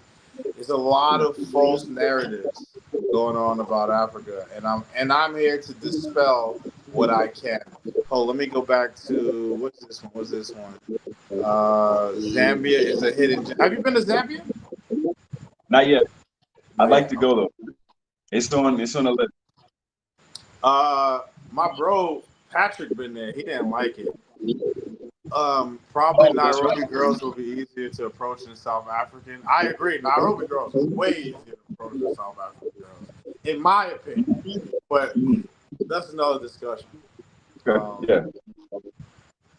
I'm married to South African, and I would say Cape Town has soft landing. Then move to East Africa, Tanzania, Kenya for long term. Tanzania, Kenya, Uganda. Yeah, I mean, I would say, there's somebody from the continent. Maybe go check it out, because honestly, South Africa is what showed me that I don't like this Western life at all. You know what I'm saying? I want to move to a place that's more traditionally African to be around my. I didn't like the segregation. We'll get into that another time. But let's see. It's damn hard to get long-term visa in South Africa. Very hard. A lot of BA got banned for overstay, even a day. I know they got banned in South Africa for a month. In East Africa, they fine you for $600. It's up to $600. In East Africa, you could give them $50 to $100. One thing I learned here is they assume the black man doesn't have as much money as the white man. So if you say, "Oh, I'm black, man, I don't got it like that," they'll let you go. They'll give you a chance. How was Ethiopia? Pros and cons. That's for you, brother. Oh man. I can do the short version. I'm gonna eventually do like a full length video. I'll really get deep into that. But Let me repeat why you do that. The pros of Ethiopia is that you are in an African country that was never colonized. You know, there could be 4 countries in Africa, and at least 50 of them were colonized. And they speak the language of the colonizer in most of the countries. Obviously, in Africa, most African countries, they do still speak the tribal language as well. I have to acknowledge that. But Ethiopia is very, you can feel the history and the traditions there, that it's a very ancient culture. And most people, for a first African country, I wouldn't recommend that to them. The pros are that it's a very big country. There's a lot to see. It's easy to move around the country. The flights are cheap. And it's a feeling that you get here that is quite unique. Now, cons are, it's going to be it's going to be a culture shock to people coming to the West, how different it is. And the infrastructure is not at the level that it is in South Africa, Kenya. So there are going to be challenges. Now, if you've got money, it's a lot less challenging when you're in Ethiopia, but it's not the cheapest African country by any means, especially if you want to live a Western type of a lifestyle. So yeah, that's the short version. I'll give the long version in the video. Okay. At Dark Rabbit, there's huge outbreak in Zambia. Oh, did people want to come in the chat? You said someone wanted to come on screen. Earlier, somebody wanted to come. I dropped the link. Okay. If anybody want to come, we're at like 2.5 now. I mean, if someone wants to come in now, that's cool. Yeah, if somebody wants to come in now, we could try to go another 30 minutes and get off. And then this was a great live. Bro, I've done more than 3 hour lives by myself. This shit Damn. would be great. Yo, but it's good practice, though. It's good public speaking practice. It made me real comfortable to where I don't give a fuck about talking on camera anymore. You know, you dude, lose. 3 hours talking to yourself. Yeah, that's different, man. Most people have never tried something like that. Yo, that shit is but it was training though. It's all training, right? Sure. So that local living is easier said than done. Oh, I agree. I've been to local places. I've been in those clay houses before. Wow. I've been in one? them, but I never slept in them. I've been in them. I never slept in one either. Okay. Well, I slept in jail in Uganda, but that was whack. Is that a clay house though? It was like a clay house. That reinforced concrete is a bitch on your back. That reinforced concrete. They didn't give you a bed? Hell no, they didn't give you no bed. No they pillow, give you nothing. I asked for a pillow. They gave me an empty water bottle. And they were like, "Yo, here's your pillow." I swear to God, that shit was out. Yo, you don't want to go to jail now. I'm cool. I'm humble. That's another reason. I got humbled in that. I'm cool. I don't want to fight. I don't want to do none of that shit. They will lock your ass up. Oh, did you talk about that on the live about that story? Oh yeah, I spoke about it a few times. It's just. Can you give me the short version or another time? No, I mean I'll tell you. It's just fucking. We had half a joint, and the cops seen us, and it was over. So they tried to extort us. They tried to extort us, but we weren't going for it. So like, they were like, "Okay, we'll take you to jail." Even when we were in jail, the Ugandans were like, "Yo, Americans never go to jail. It's only because you're black." Wow. If you were a white American, you would not be here. It was one night? Like, nah, it was 48 hours. Oh, okay. Yeah, it was terrible. It was terrible. Couldn't sleep. Let me see what else we got. USA meets Kenya. You still in South? Oh, USA meets Kenya in South Africa. I gotta see. I haven't been really watching YouTube. I gotta check the channel. What country is easy to get residency? Probably Kenya. Kenya's pretty easy to get residency. Yeah, I think so. What about Tanzania? Tanzania, you need to be retired, or you could get a So there is a dependency visa for men. So I ran into this Canadian white guy. He explained it to me. So the woman is dependent on you to live, and you are dependent on her to live in the country. Especially once you're married. Traditional conservative countries, they don't want to break apart a family. You know, they want to keep you guys here. You know what I mean? So they'll work with you. It's gonna cost you a little bit of money, nothing in the thousands, but a couple hundred.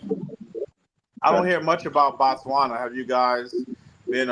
I met some Botswanan girls, and they were very westernized, very very westernized, like using New York slang.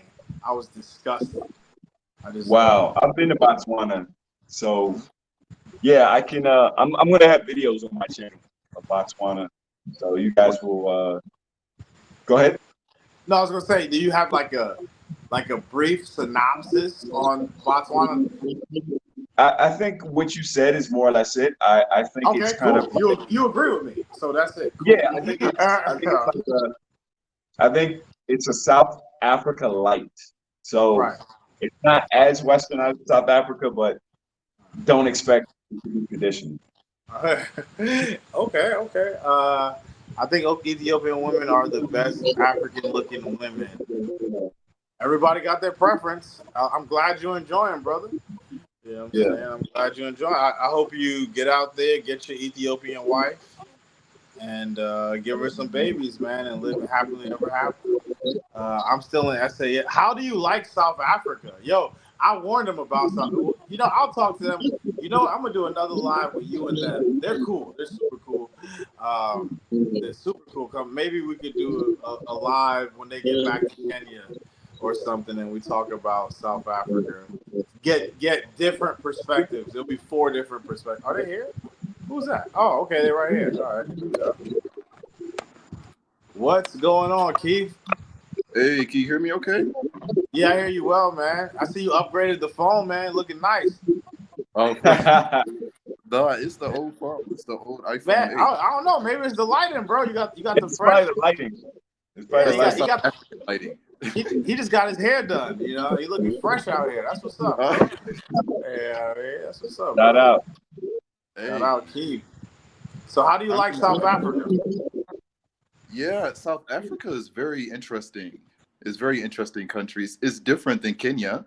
One thing that I'm surprised about is the fact that people are kind of afraid to talk to you in Yo, Johannesburg. they like this. Like Yeah, I was like, excuse that's me. how they are like that. Yeah. I was like, am I in Japan or Africa? Uh-huh. Why y'all? Like, we Right. black. Uh-huh. Like, we black. I mean, I wasn't cool. But the thing is, once you start talking to them, they start feeling more comfortable with you, you know? So When they know they you're might American, be right? offish at first, but as you keep speaking to them, they become more and more comfortable with you. They hear the accent. They know you're American. I had to tell people I was American. I had to tell people I was American for them to let their guard down when I was in South Africa. Wow. Yeah. I don't know. I don't know if I don't know if that's the reason. Because I feel like a lot of people, even when I'm using, like I'm speaking like this, they still can't tell that I'm American. Because they still speak think like that I'm that too. Some people have Yeah. an American accent out there. Yeah. You know what? This this is something that blew me away in Southern Africa, is that a lot of times I would be speaking and I'm like, all right, these people are native English speakers, right? They should be able to tell an accent. Like, obviously I'm not British or some shit like that. Like, they should be able to tell I'm American. But a lot of times I'd be like with my Uber driver, I'd be in restaurants and stuff. I'd be like, like they'd be like, where you from? I'd be like, where do you think I'm from? Like looking at them like they're stupid, right?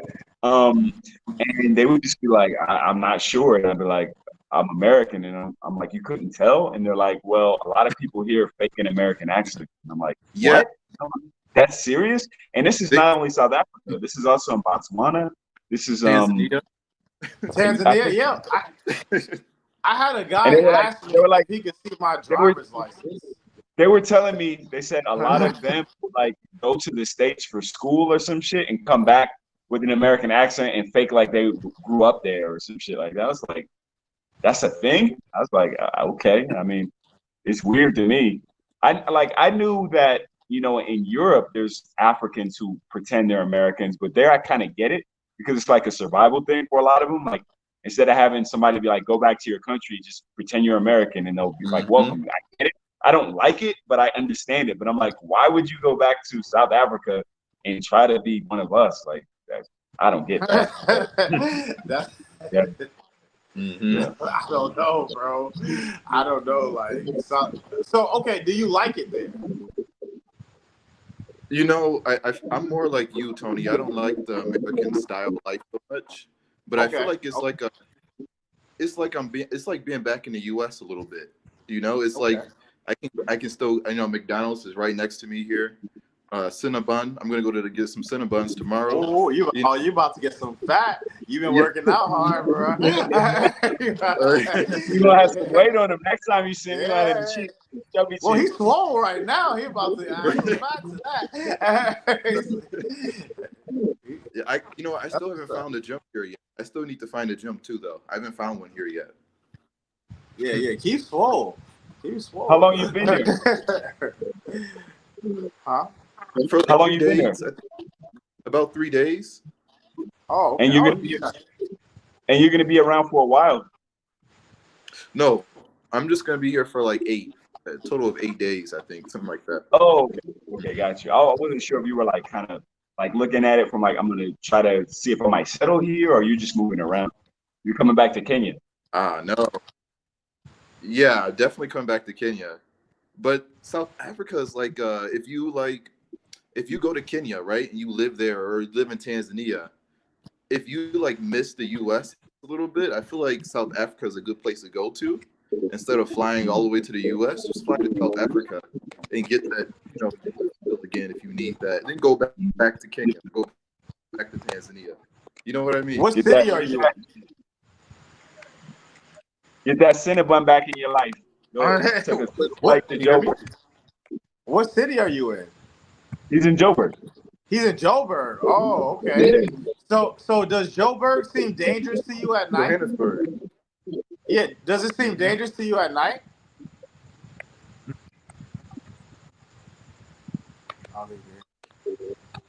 I think it's lagging. Damn. I thought South Africa had a better infrastructure. Okay. I'm surprised it's lagging. I don't know, man. I'm in the dirt roads. You know what I'm saying? I'm in Ethiopia, man. You know what I mean? Like, you go outside, you're gonna hear that Arabic chant where I'm at. You know what I'm saying? You got chickens outside, huh? Yeah, man. Like, it sounds like somebody doing a jihad or something. But so like, is it dangerous there at night? Do you feel safe? Would you walk around with your baby at night in South Africa, in Johannesburg? Keith. Oh, shit. Damn. The Matrix got him. Damn. That was a good conversation. That was cool. Oh, he's back. He's back. He's back. Can you hear me okay? Yeah, we hear you now. So, can you hear me? Oh, he dropped. Damn, that was interesting, So yeah, I noticed something though, like the nomads that aren't into the party life, like if you're just into regular nomadic living, right? You're gonna see a lot of these places different from the vacationers, right? Facts. The vacationers are on go. You know what I'm saying? Like, we're chilling. Like, we were like, it's no rush. We here. So I have noticed there's a lot of differences in what we're looking for. You know what I'm saying? Like, he's saying the same things I'm saying about South Africa. True. Even same things you say. You know what I mean? Like, that's why we gotta sit down, in a couple weeks and do like a real South Africa breakdown. You know what I'm saying? Like, when he gets nothing but South Africa talk, only talking about each personal experience in South Africa. Yes, because I think that's interesting. I think viewers will get a lot out of that and really be like, okay, so this guy, this is his personality. He says that. This is this guy. They look completely different. He came to the same conclusion. Here's this guy. He came to the same conclusion. Then they'll kind of be like, okay, And we're all intelligent. We aren't some like idiot dudes. You know what I mean? He's highly intelligent, just like us. I really like him. But so and we're coming from different perspectives. You and I were single guys there, but he's married with a baby. So, he came back. Okay. Cool. I just want to know, does he feel safe? And then we won't talk about it. So, do you feel safe in Johannesburg? No, I don't. That's the You don't feel safe in Johannesburg. Okay. This is a man with a wife and a child. A Black American brother with a wife and a child. He doesn't feel safe in Johannesburg. He stays in shape. And he yoked. Yeah. So if you don't feel safe, who's gonna feel safe, right? Yeah, he yoked up. He ain't no small dude. Thank you very much. Yeah. But right now, I'm currently in Mabonig. I don't know if y'all heard of this place. Mabonig, Maboneng. So there's basically what people have been telling me. There's two streets that you can walk down, which is Main Street and Fox Street. These are the popular streets. They have the clubs on these streets, the bars, the restaurants. These are the streets that you stay on. If you go on any other street, it's not going to be safe for you. That's what they tell me. So you just have to be very careful, very, very careful, even in daytime. So I'm very careful about what I carry around. Like, I don't even carry all my stuff in I usually carry a fanny pack, but I usually don't put all my stuff in there. I don't usually carry my phones in there. So you have to be extra careful and extra vigilant, And that sucks when you're living in a place. I don't want to live in a place to be like, That's right. like, That's right.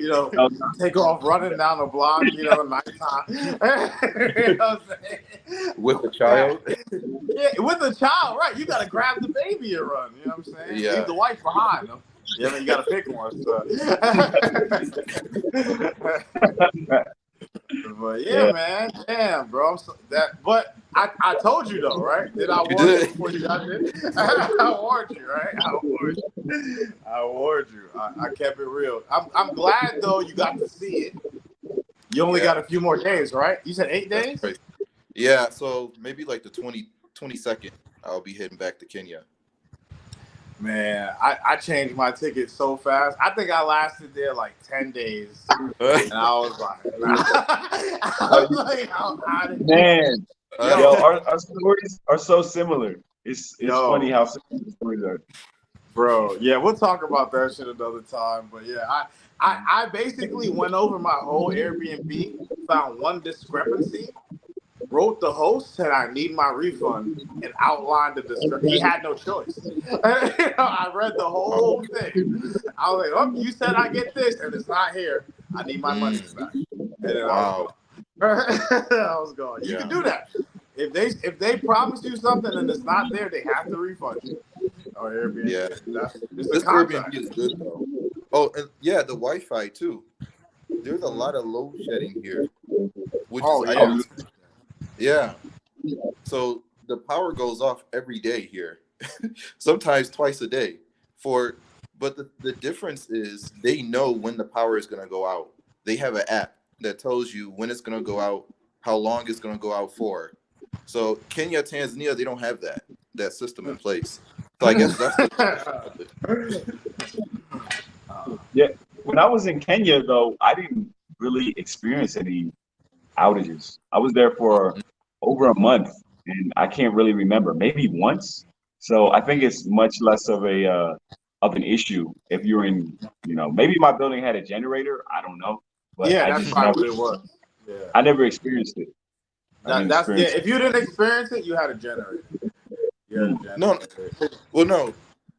Jay is right though, and I feel like it goes out less in Kenya, at least where I'm at, and it depends on where you live in Kenya. And I was in different cities too. Like I went to what's the name of that city? Kisumu. I went to Kisumu for a couple of days. I was in Nairobi, and I didn't maybe one time that I can't remember. And the same thing in Rwanda. I don't remember ever losing power. So I know it happens all over the continent, but I think South Africa is like spectacularly bad with, they really can't manage that system. It's weird though. It's weird because their internet, Vodacom, is what I use out here. And it works better here than it does where it's manufactured in South Africa. That's crazy. That doesn't make sense. It's a South African company. Like I play my video games, no problem. And you see me, I'm not lagging. You know what I'm saying? I'm dropping my phone, I'm picking it up. You reminded me too that, Namibia is right next to South Africa, and I never lost power in Namibia either.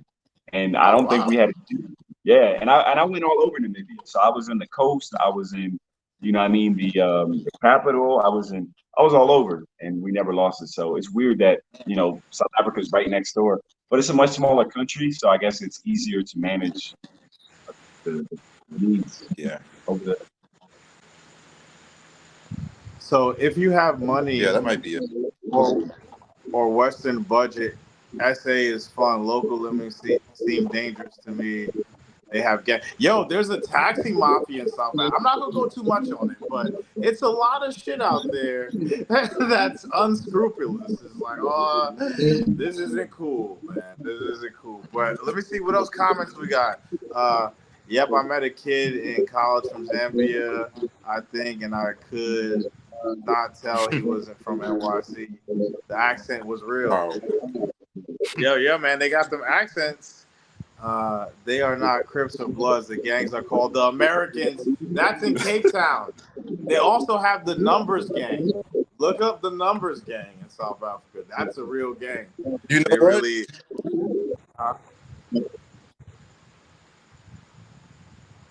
We said. And one thing I was surprised is, you still hear me? Now. Yeah, You hear me now? Yeah, now. Now you can hear me? Okay. One Yeah, thing I I was hear you now, surprised yeah. about was in South Africa, there's a lot of people from Zimbabwe, people from Malawi, here in South Africa. Nigerians are all out there too in South Africa. Yeah. It's a lot of Nigerians. They got like a little war between the Nigerians and the South Africans. Let's see. Hey Keith, you motivated people to go to the gym, man. You motivated people to go to the gym, man. Good. Okay. We got another question. What state are all of you guys from in the U.S.? I am from New York City, but I don't really like. I'm not a New York rapper. Like New York, I've lived all over. But where you from? Yeah, same thing, man. I don't rep any place in the States. I've lived on the West Coast. I lived on the East Coast. I lived in the South. So, I mean, I don't know if y'all can tell from my accent. Like, I feel like it's a mixture of everything. You know, a lot of Same different with me. influences. So, Yeah. yeah, I mean, I'm just American. You know what I mean? Keep it simple. All right, Keith, where you from? You told me. I forgot.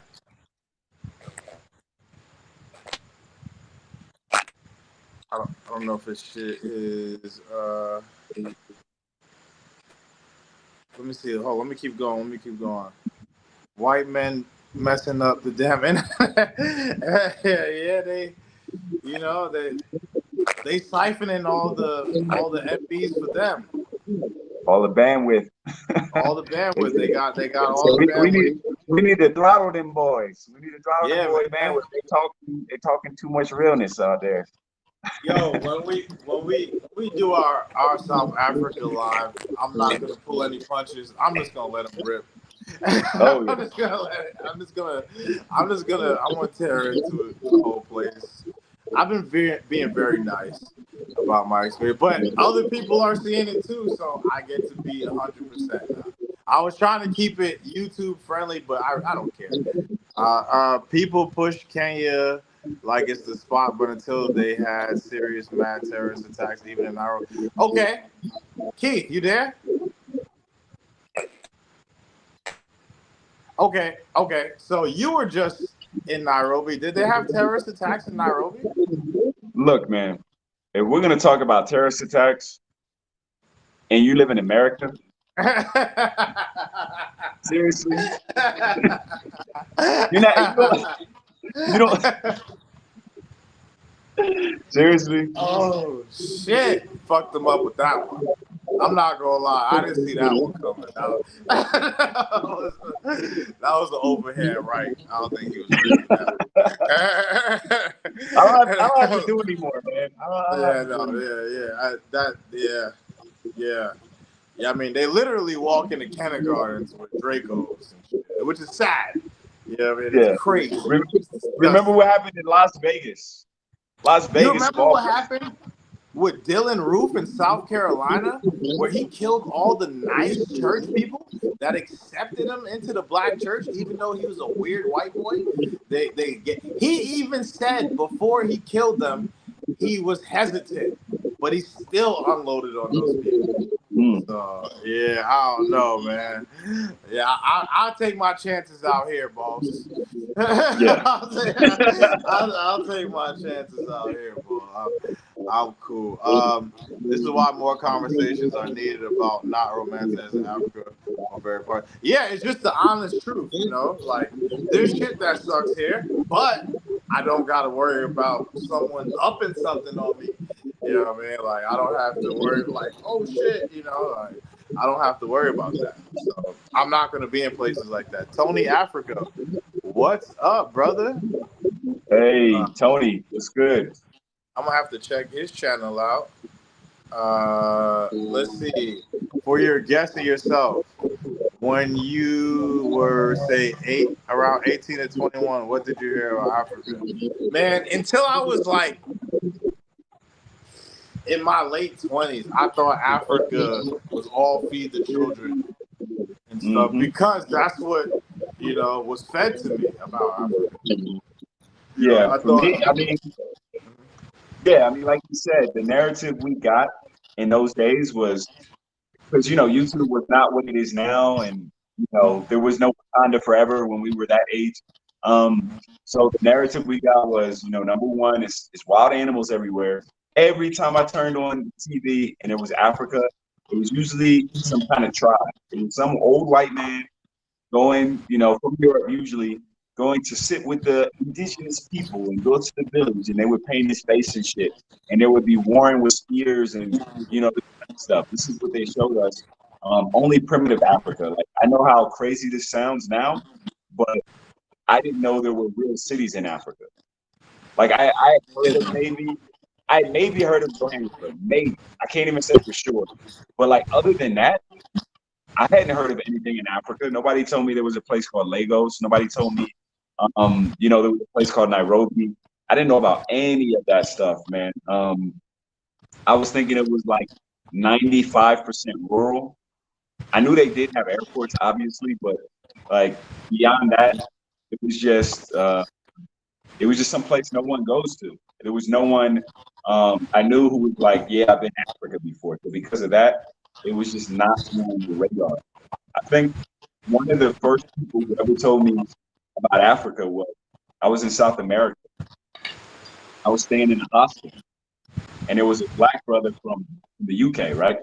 I don't know if his like parents were from Africa or not, but to me, he was just a black London or whatever. And we were chopping it up, and he was like, "Yeah, before I came here, I was traveling around Africa."